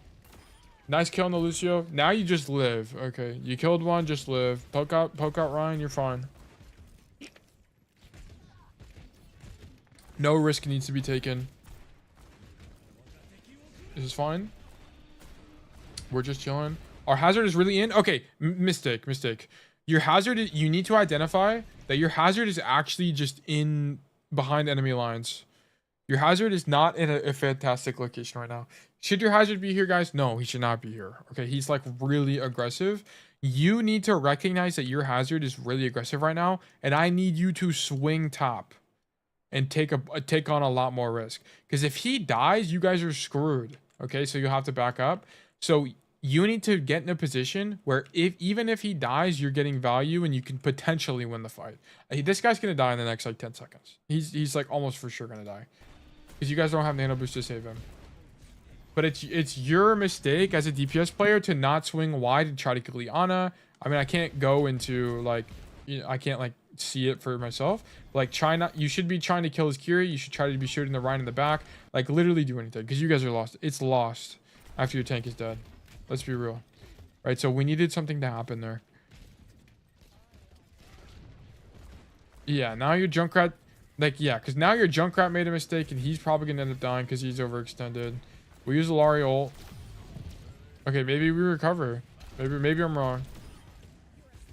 But I think the fact that we win this is more that they make mistakes rather than you guys are good. I still think you needed to follow up with the hazard there. I think you guys lose this fight on average. But yeah, I'll try going back up high. Okay, cool. Man, I'm glad y'all are using the roll tech. I think it's really good. It's really good on this defense. It's really important to know. We'll play up here. Now they're on Orisa, so you just gotta be careful if the Orisa pushes you. On and dies to that, whatever. No one to see. Orisa top. Okay, just deny the high ground rotation. Get jabbed off, whatever. Shake it off. No Taylor Swift. Shoot that guy, perfect. Let me just open up another tab real quick. If it doesn't even let me. I mean, you're playing this defense like perfect. You must lose this last fight because I don't really have any issues with this. Let's speed it up a little bit. Whoops, not quality. What is this dead-eye, bro? What are we dead-eyeing? A problem with it, like, there's just no one here. This is a blind dead-eye. Why are we doing this? I actually just don't understand the rationale behind this. There's no one on your screen. Like, if you were gonna dead-eye here, you needed to get aggressive. I mean, your hazard gets nanoed, but like, get aggressive and dead-eye from like this window here. Because at least you have an angle. I mean, is it risky? Yeah, but at least it does something. There's literally no one on your screen. I don't know what the idea of this is. But yeah, so we kind of just toss away Deadeye. You would have yeah, that doesn't make any sense. Okay, you identify your hazards dead. That was it was a misclick? Okay. Yeah, that Deadeye was just bad, but that's unfortunate. Can you have done anything else this fight? Honestly, once you saw that no one was on your screen here, you needed to cancel it. By the way, I would have just canceled it. Is there a way you save hazard here? Your Ana dies. How's your Ana die? Just to spam? Oh, junk flank. I think you being up here is fine. I think you doing that is fine. Honestly, I think that was your best play after the Deadeye.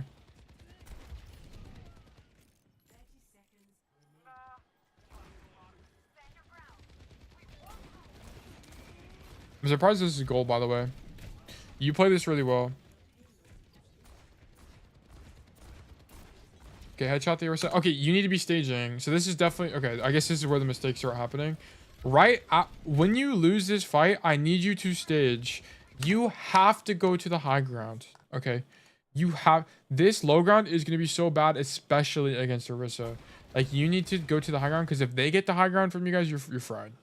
This angle's bad, because if you're stuck here on this corner, the rotation out is really long. Like, let me show you. Like, here's what you want to do. This is the nice part about having a video, is I can actually demonstrate things live. But look, once you died, you got good spawn. So you came out here. Here's what I want you to do. I want you to roll. I want you to shoot them. I want you to continue rolling. And then you're just unfortunately going to have downtime this fight. And then come back up top like this. This should be your rotation. Right?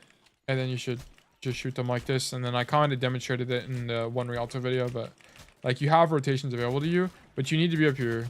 Okay, I don't know if you can actually hear the Overwatch, but you can at least see what I'm demonstrating. This is what I need you to do. Playing on the ground is not to play. Because the problem with playing on the ground, I guess to demonstrate that, is once you're on the ground, what options do you have? Okay, you have this. Is this a good angle for Cass? Yeah, but what can you see really? Not very much. And if you do commit to this, your rotation out, of course you have a mega, but this rotation is no cover.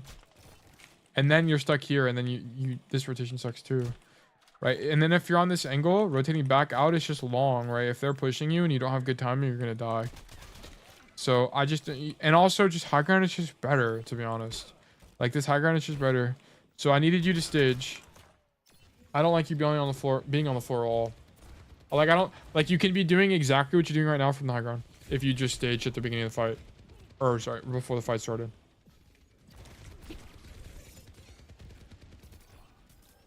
It's interesting that you're doing this. When your first defense, by the way, looked like on almost Masters level gameplay, honestly. Actually, If you told me you were Masters, I would have believed you. I'm gonna be honest. Which is why I'm surprised this is gold. Like, that first defense was really good, really, and it's just, I mean, because you're doing what I'm telling you to do, because that play is good. Like, that play is really fucking good. You're gonna get insane value. Like, but yeah, you needed to stage here. Getting knocked off by Junkrat is whatever. It's, you know, happens. Here, I don't mind this that much. Just keep in mind proximity to Orisa. You're really, like, a good Orisa kills you, bro. Just keep in mind you're really close to Orisa. If you're gonna do this, honestly, what I'd prefer you do is do this instead of doing this. Like, you want proximity, because if this Orisa pushes you with jab spin, you want as much time as you can get to get out.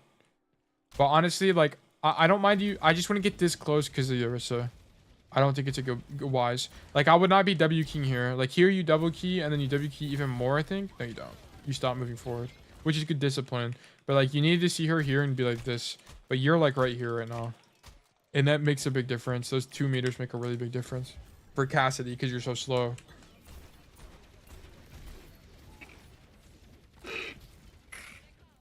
Okay, here the fight's won. Rotate top. So I need you to identify. You just killed 2 for the enemy team. Rotate top. So you can take risk and go this way. I probably wouldn't do that in this situation. I would honestly just turn around immediately and just roll and then walk this way. And then go top again. Because you want to be staged here for next fight. So when the next fight starts, you're in a good position. But now you're going to... When the next fight starts, because you haven't rotated fast enough, you're going to be in a bad position. Yeah, so now you're on cart for this fight, which is terrible. And the reason this is terrible is because if they go high ground, you give it up for free.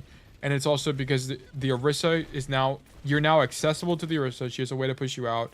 And all your rotations from the floor aren't... They're not terrible, but they're not good either. I mean, given that you're on the floor, I like that flank. But it's like, to be honest, that shouldn't even be happening because we shouldn't be on the floor. So that's a little bit of an overperformance. Okay, shoot the Orisa. Okay, I guess we don't have to. She just fucking explodes. But nice shots on the Moira. Exactly. This is where we should be in every single fight. Look how easy that was. We just killed the Moira. We shoot the Moira, shoot the Ana, and it's like, you know, pepperoni pizza. Okay, it just goes together. So now we're up here with so here I'd be thinking about Deadeye, and I would actually be here. I would actually be standing here getting ready to Deadeye. And then once they commit to the fight, this is exactly what happened in that one Rialto video I had that had 1,300 views or whatever. Once they push to like this point, bam, I'm popping Deadeye. I'm of course waiting for Sleep and Jav. But once this comes out, Deadeye, pop a 360 if you're cool, and then just blow their heads off, okay? So that's definitely what I'd be doing here.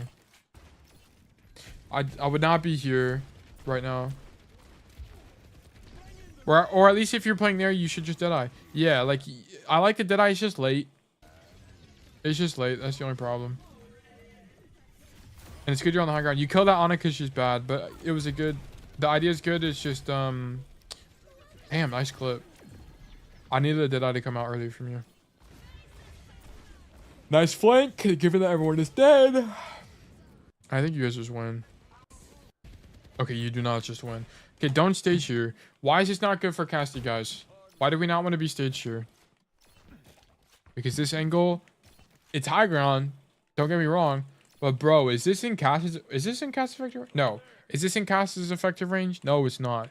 You guys want to hack to know if something's in Cass's effective range? Ping the angle. Bam. And you see how that's 37 meters, 40 meters? Well, Cassidy's effective range is 25 meters, guys. So that's not even in Cassidy's effective range. But this is, okay. So that's the cheat code. So if you want to know like what's a good angle for you here, notice, look, from here to the middle of the bridge is 25 meters. So that would be in your effective range. That's why you want to play here, bro. That's why when you like here, look, it's almost 20. It's a little bit longer. You start getting into 30-meter territory, but you have a lot more effective range here as well. Or like more of the spaces in your effective range as well. So that's a quick little hack for you guys. But like the reason this is bad is because it's not in your effective range. And also when you are here, let's say they start pushing you. Bro, if they start pushing you, they start like, let's say the Orisa's there and she starts walking on you. This is your rotation. Bro, look how long this rotation is. It's like I'm walking across a football field, bro. It's like I'm walking a marathon. Like, what? Why are we here? You should not be here at all. Yeah, you have to commit your roll to get out of the angle, and now you got this long rotation. And notice how you're late enough to the rotation where you'll feel awkward about walking out the door. This should never be. Oh, also, this is not lip pro analysis, guys. My apologies. Let me turn this off. But yeah, now you feel awkward walking out the door, right? Like, you shouldn't have been there to begin with. Like, the angle we want, like, keep in mind, the angle we want is this window. Typically, right? And then if they fight you for it, or you're getting outranged on the angle or something like that, then you can, then what you do is you just come back to the staircase like this, and then you're fine. But yeah, this, you just have the wrong positioning initially. And it's just because you're playing out of Cass's effective range and you're not accommodating for him being a slow hero. I mean, it's good that you get out, but it's like, well, we had no impact over the fight. Okay, so second point. First point, honestly, you didn't even do that much wrong. You had a bad Deadeye, which was a misclick, but other than that, the outcome wasn't your fault. You could have followed up on the hazard, but whatever. And on second point, you just don't have good positioning on second point. Nah, I'm lit. Yeah, you actually lit. That's for real. So true. I like the contestant Junkrat, and I like that you give it up. So that's fine. We're giving up a little bit too much space here. So here, just play this arch. Just play the arch. Yeah, you don't need to go all the way. They're not walking in. They're getting stuffed by your ram right now. So this is a little bit of a misread on the fight, because you spend like an extra 2 seconds rotating out. Like here, sure. Here's what you do: fight the Junkrat, whatever. He mines you and you fly away, whatever. Then you're gonna roll here and just play here, see what's going on, and then if they continue to push, just back up. You can either walk out this window here to get out to go back to your team, or you can come all the way back here to the mega. It's just gonna depend on the situation, but I would like to see either of those plays. But but you just kite out a little bit too early, right? So much so that you actually have to walk back, and as a result, you miss a potential window that you could have had to fight the soldier, right? Like who is it, Junkrat? Yeah, your Junkrat's doing it now, but you would have had if you stayed here, you would have had a window to fight the soldier. That would have been good. It's not like that's an egregious error, but it's like you just respect them a little bit too much. I like this. I like this a lot. Yep, just keep in mind you're playing out of your effective range, so just get out early. Yeah, try not to take a bunch of damage. Yeah, just stay on this platform, don't drop in the main. This is all fine. Let me turn up the audio. You guys probably can't even hear it. Oh, it's actually capped out. Let me turn up the... Oh, it's capped out on OBS as well. So this is the loudest you guys get, actually. Unfortunately.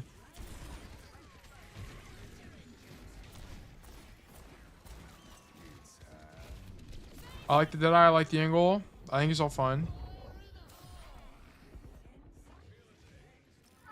I'm not sure if I'm kiting too early. Also, my Deadeyes feel useless. I mean, I don't know why you think your Deadeyes are useless. I mean, they've been pretty good. Like, if I have a critique on your Deadeyes, it's like they're kind of late. The first one was a fat finger. The second one was just straight up late. And you did kite a little bit early, but it's more because I think you have a good feel for kiting. You're just not positioning for your hero, right? Like, I need you to, I need you to be playing the high ground on second. But because you're playing that like right room for whatever reason, you're like forced to kite early because you're so far. Like because your rotation is otherwise just so long. Nice rollout, by the way. This is the optimal rollout. I call this I'm coining it the real toll out. It's copyrighted now. The real toll out. Anyway, don't go top. Why do we not want to go top, guys? Because you're going to get outranged every single time you're up here. So don't go up there at all. Basically what you want to do on attack. Oh my gosh, I wish I had no clip, bro. I wish I had no clip. I wish I had weapon inspects. I wish I had surf. But we ain't got none of that. We ain't privileged out here in the Overwatch community. Here's what we need to be doing. We need to be using our noggins. And I need you to... Once you... What am I going to show you? Oh, yeah. Here's what I'm going to show you. Well, first of all, let me hit the roll tech real quick because I'm cool. But what I want you to do is, as you come out of spawn, You're gonna do this. You're gonna go kra, kra, shoot the tank. Bam, bam, bam. Once that guy rotates out, you're like, okay, sweet. You're gonna hit the roll over here typically, so you take less damage. And then you're gonna use your brain. Okay. You're gonna use your brain and you're gonna figure out, do they have a good way to mark me on coast? If the answer is no, you're gonna go coast. If the answer is yes, you're going to walk in here and then you're just gonna play the door. Okay, play the door. And then typically you're gonna have people that are like standing here looking down main. You're just gonna go kra, kra, and then they get 2-tapped. And then you're also gonna maybe look for this rotation if you can. It's just gonna depend on the situation. Just know it's available to you. Okay, so you have that. Can you do this? I guess you can do it backwards for the record, but I don't recommend you do that. But yeah, this rotation, your end game for this attack is this rotation, because you get a really big flank over them, and then once they come back from spawn, you have this as well, and you have dead eyes from here as well. So that's like kind of your end game. But you should never. Oh yeah, I was gonna show you guys why you don't go top. So the thing about going top in this situation, or kind of in general on this map, on attack in particular, is that pretty much everyone is going to be. They'll sometimes be in your range, like especially if they're around the fountain. But if they start, the moment they start kiting, they're all going to be out of your effective range. So I don't really like it that much. It's really easy to get poked down on this angle, and typically, especially because your supports are going to be in main here. And they're not going to be taking space actively most of the time. So you're just going to get punished up here and not much you can do. Right? Like this window is going to be so much higher value for you. Or sorry, this door that he's at right now. So I just won't even go top at all. Just play the door. And you can deadlift most fights. Shoot the Sigma. Perfect. Grab the mini. Go back. Go back. Go back. No, don't go top. Just go back, bro. Yeah, like why do we have so much downtime? Like someone died, right? I think someone did die. Yeah, your Junkrat died. Who cares?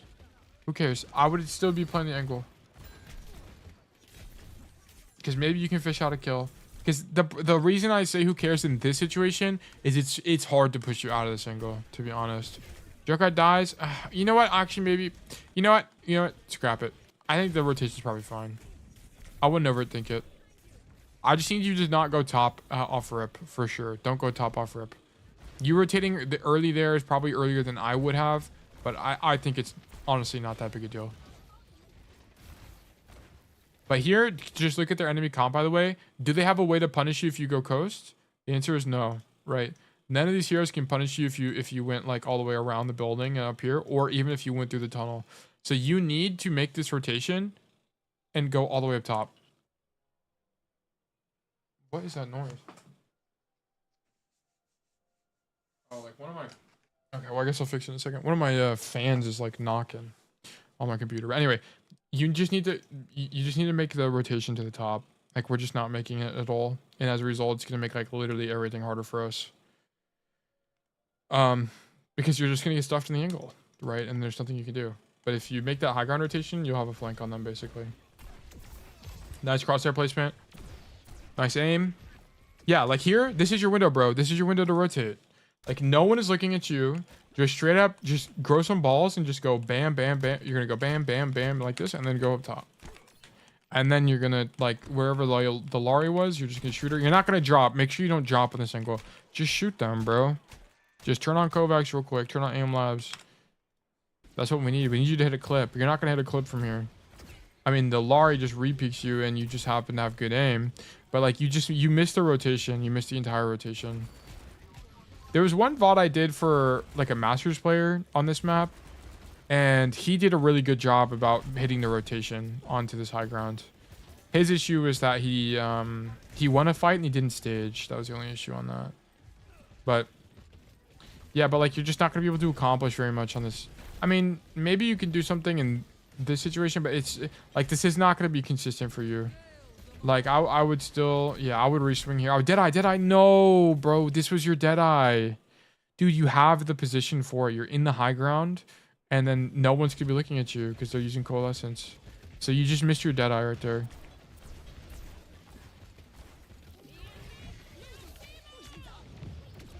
And now we're just doing nothing. I mean, understandably so. What is this Hilari doing? What?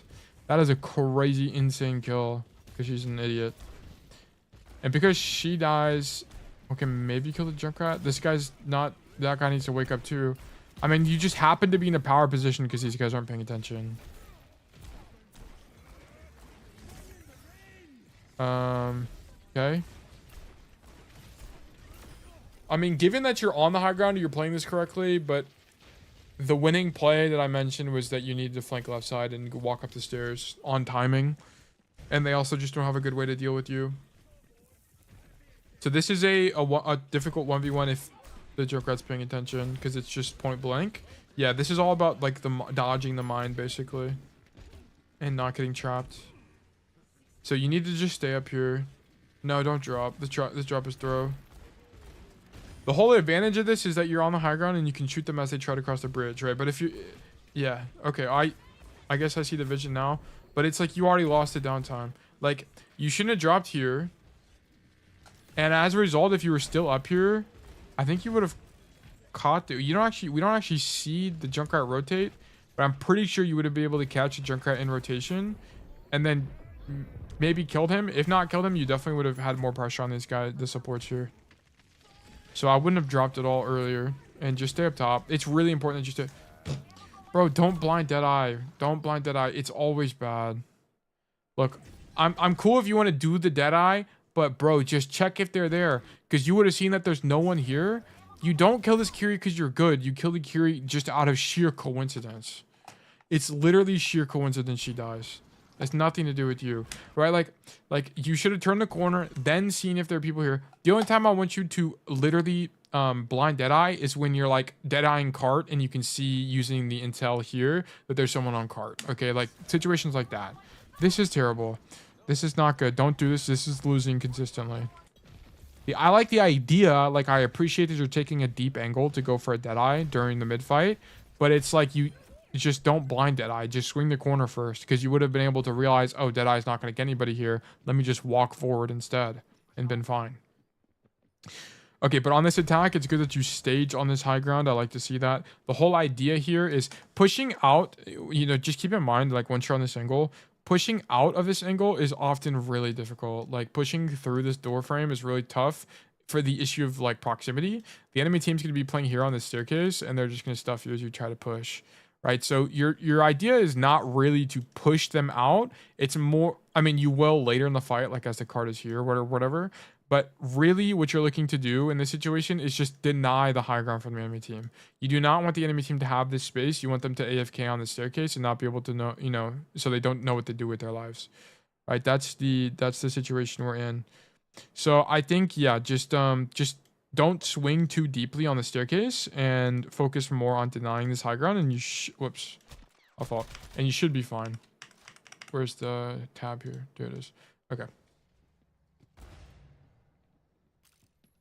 Yeah, this is perfect. I like this. I would maybe get a little bit more aggressive, like swing, you know, swing closer left, like not where your Juno is, but more there, because that way you could poke the Junkrat, you could poke this Mei as they come up the stairs. And like what I mean by that is, where am I at? Am I in the right spot? No, I'm not. I mean, like, let me just get over there real quick. Too bad you can't roll tech up the wall or anything. What I would be doing is I would be playing, like, you're, like, right here, I think, or probably a little bit further like this. I would be playing like this. It is a little bit more awkward because if you have to go out the window, you have to, like, kind of walk into their LOS a little bit more. But it's a little bit more aggressive.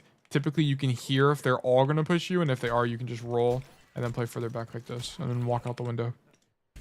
So that's my preferred play. How do we get poked out here? Just junk spam.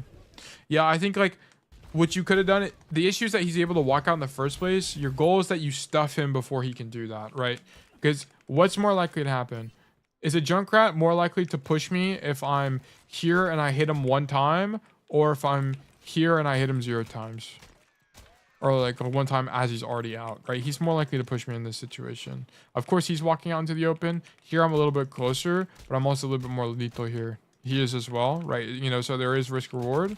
But I would wager on you being here and just rolling out the window or something instead of this play. I think you're a little bit too far away. But the idea of playing high ground is correct. You should be on that high ground for sure.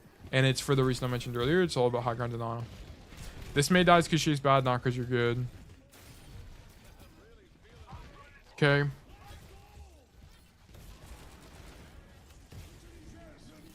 Lift comes out. We fortunately are not in the lift. Nice kill on the Sigma. That's really important, actually. That's game winning. We need to kill the Moira, but whatever. Not worried about it. I like this angle. I think this is fine. This is all great. I don't know where you go wrong. Like, actually, I mean, there's a lot you're doing wrong. But I think, I mean, it looks like you're gonna win, in my opinion. This is looking pretty good. Okay, here, just keep in mind you're at 97 Deadeye, so I'd be thinking about... Oh, okay, I would not be rolling to this angle. The thing is, you're already on an off angle against the Ryan, right? Like, let me go over there.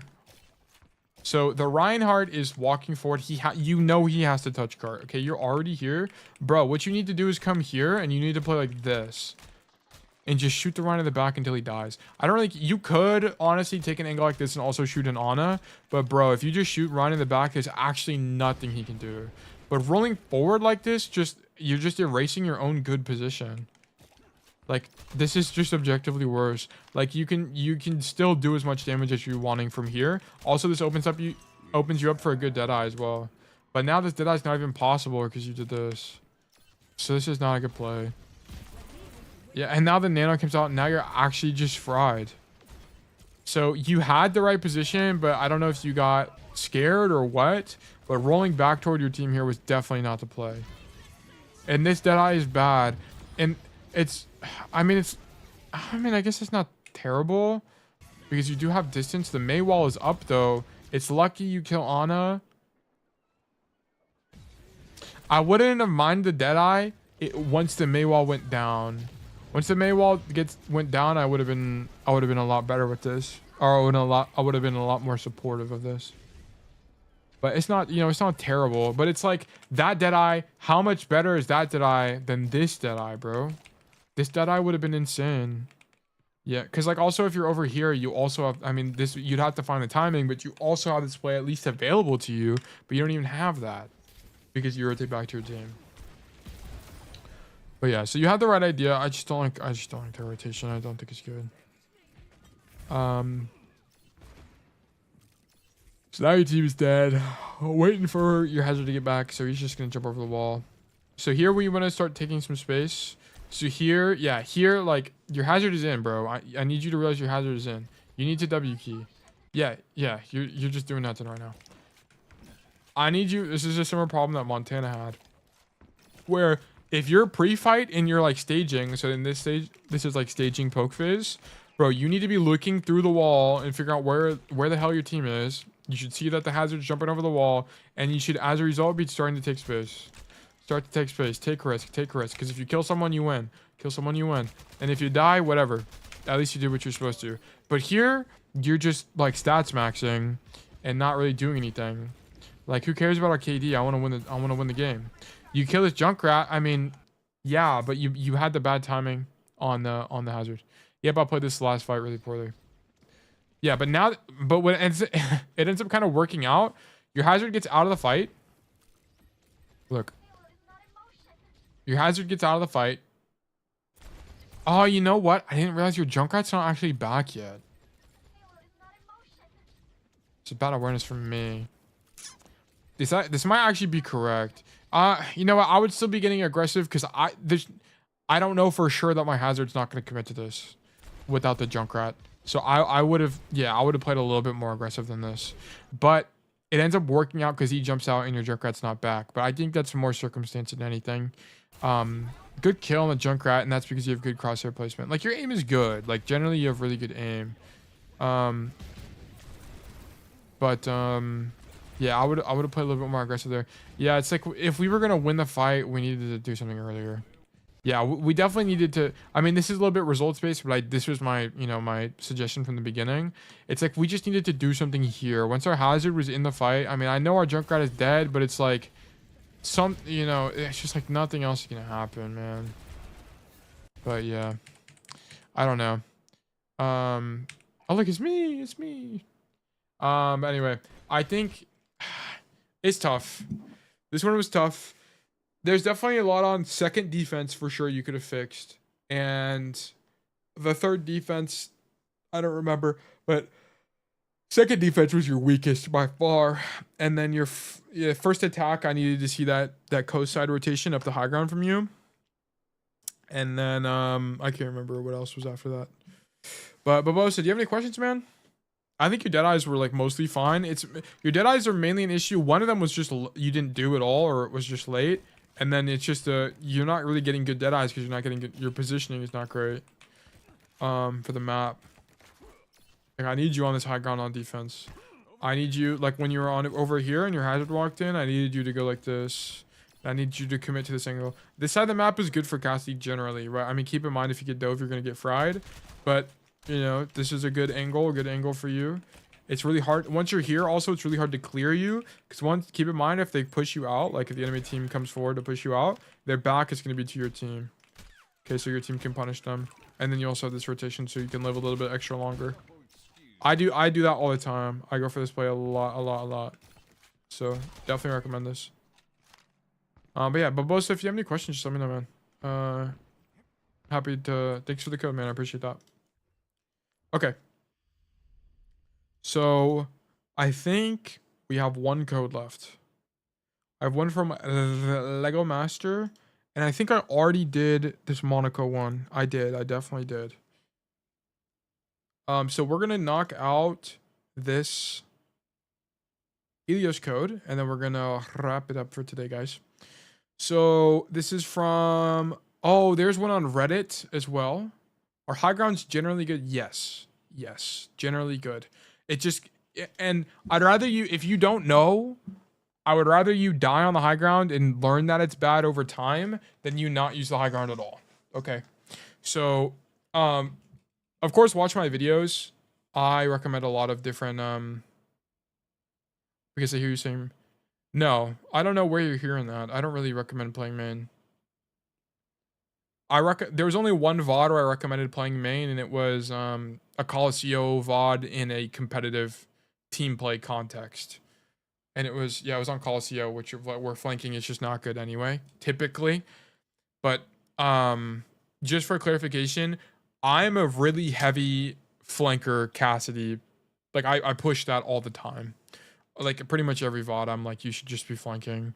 Just go flank, take a deep angle, like, stuff like that I think is super useful. Yeah, of course, no problem. Thank you for the code, I appreciate that. And thank you for showing up, I really appreciate the support. But, yeah, I think main is good in coordinated play. But if you're going to play Cass, especially if you're one-tricking him, you need to be comfortable flanking. Like, deep flanks are going to be what's carrying you through most of your games. So, like that flank you did on coast side was really good. Like, I really love that. That's where you make plays. And the thing about flanking in general, flanking and deep angling and stuff like that, is that's where you make a play. And at the end of the day, the way you win games is by making more plays and less mistakes. So my goal as a coach is to help you make more plays and make less mistakes. Like, that's like my goal. And where we start, like for most people, their biggest issue is macro. It's nothing to do with micro.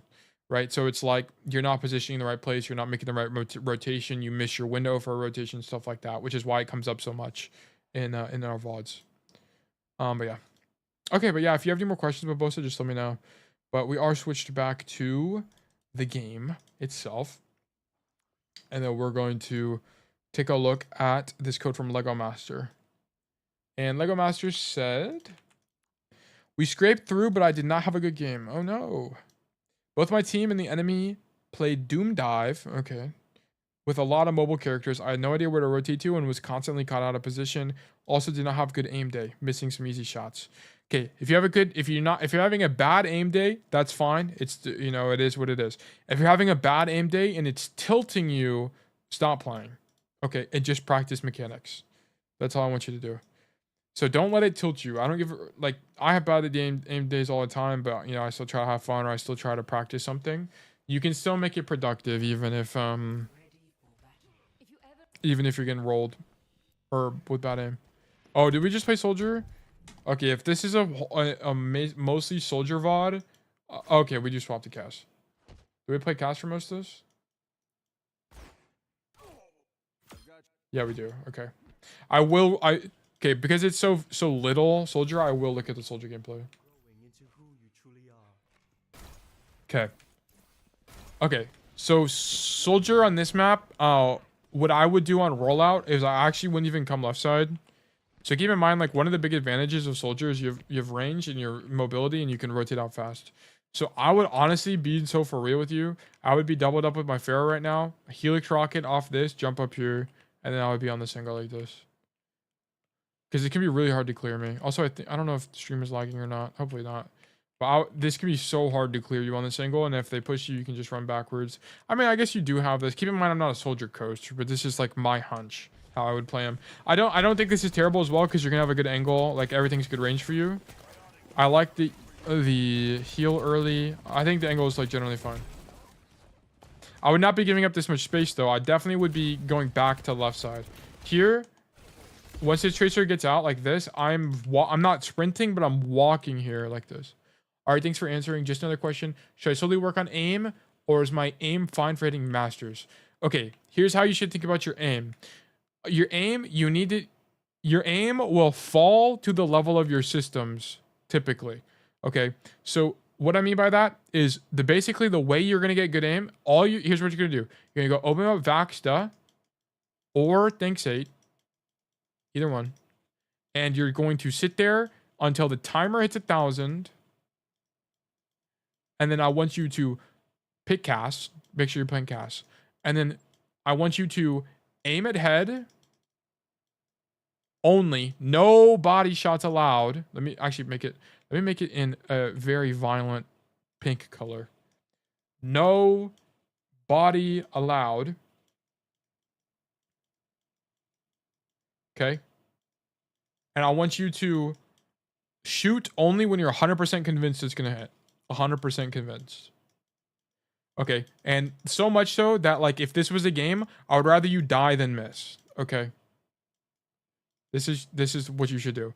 Why am I saying this? Because what I want you to practice is shooting discipline, clicking discipline, and click timing. Because a big thing about Cassidy is that missing shots is really, really expensive. Okay, so if you're missing a shot, we don't really want that to happen because you only have 6 bullets in the chamber. So I want you to literally be really conscious about aiming for head, and I want you to visually process that their head, like you're looking at their forehead. Like you see this Pharah here, I want you to visually process her forehead. Let's actually, before I do this VOD and get too deep into this, I'll show you what I mean. Here's what you're going to do. Okay, you're going to go and put in a code. You're going to do Vaxta or Thanks 8, depending on how good your aim is and how comfortable you are. If you don't know, do Vaxta and then do very hard bots and see how, use that as your benchmark. So, for example, here's what we'll do. We'll go into Vaxta, start warm up, and then for the first 1 minute, you're going to roll into a corner and you're going to sit here and you're just going to look at the bots. And what you're looking for is you're just going to stare at their heads and track their heads as they move. Okay. And you're going to warm up your eyes. I got this from another coach. His name is, I forgot what his name is. He posts on Reddit all the time and he does Sojourn videos. He's a really good guy, but he put me onto this and I think it's a really good idea. So you're just going to warm up your eyes by looking at their heads, not their bodies, their heads exclusively.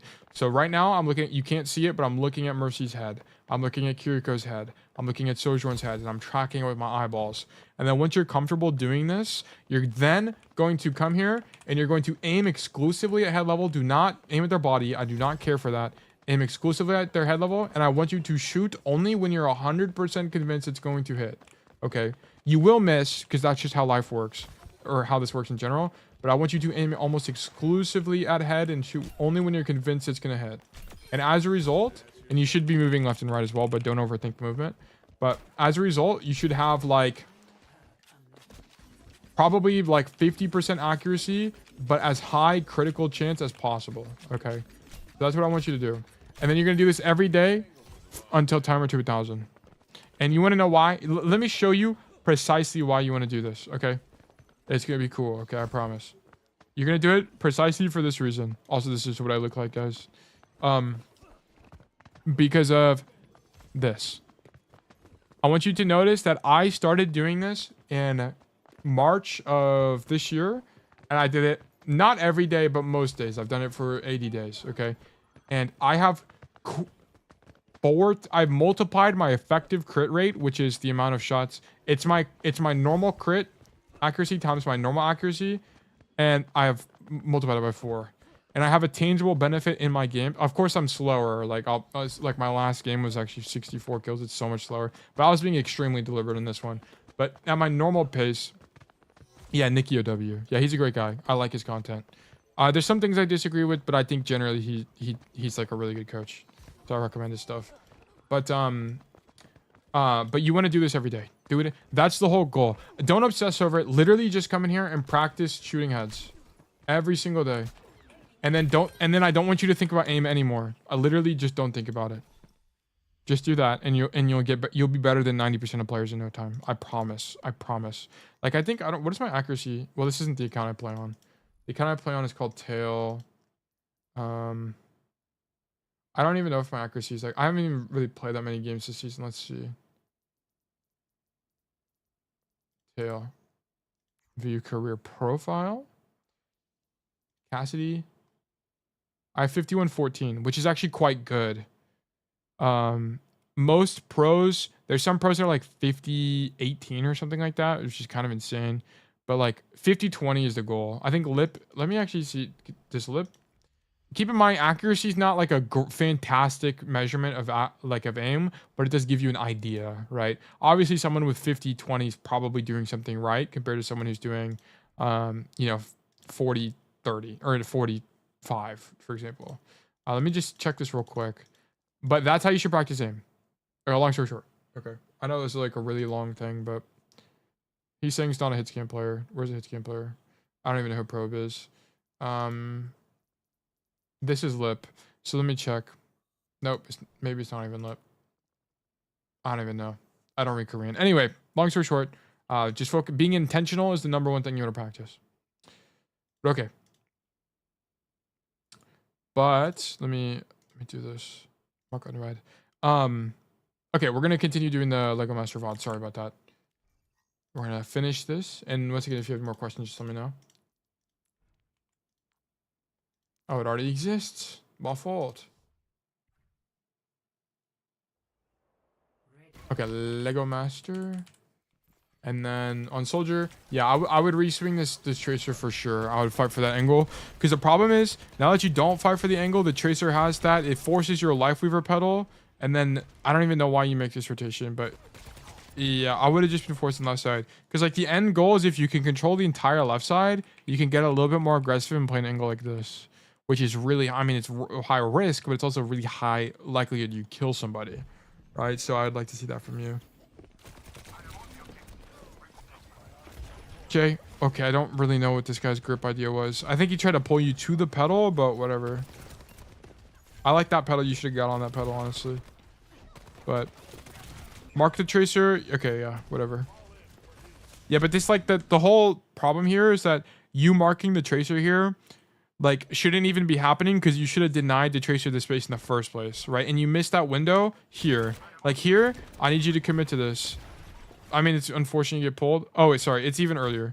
Here, I needed you to push out the Tracer instead of, like, giving it up. This was definitely the mistake. So, yeah, I would have done that. But anyway. So, yeah, you shouldn't even have to mark her. Okay. So, here, just keep in mind, you can helix jump it. You can helix jump, rocket jump up here. I'm pretty sure you can do it from this high ground, but I also think you can just stand on the floor and jump up here, but I might be wrong. But that's a really good rotation to know. And yeah, we're dead. Okay, we go Cass here? Okay, cool. So now we're on the good old Cass, our hero. So Cassidy, where you're going to excel on this map is like you can do a lot of work here on this main angle. Also, Cassidy's really good. If you can get here, he's really good at locking down the side of the map as well. So, I would definitely be thinking about that.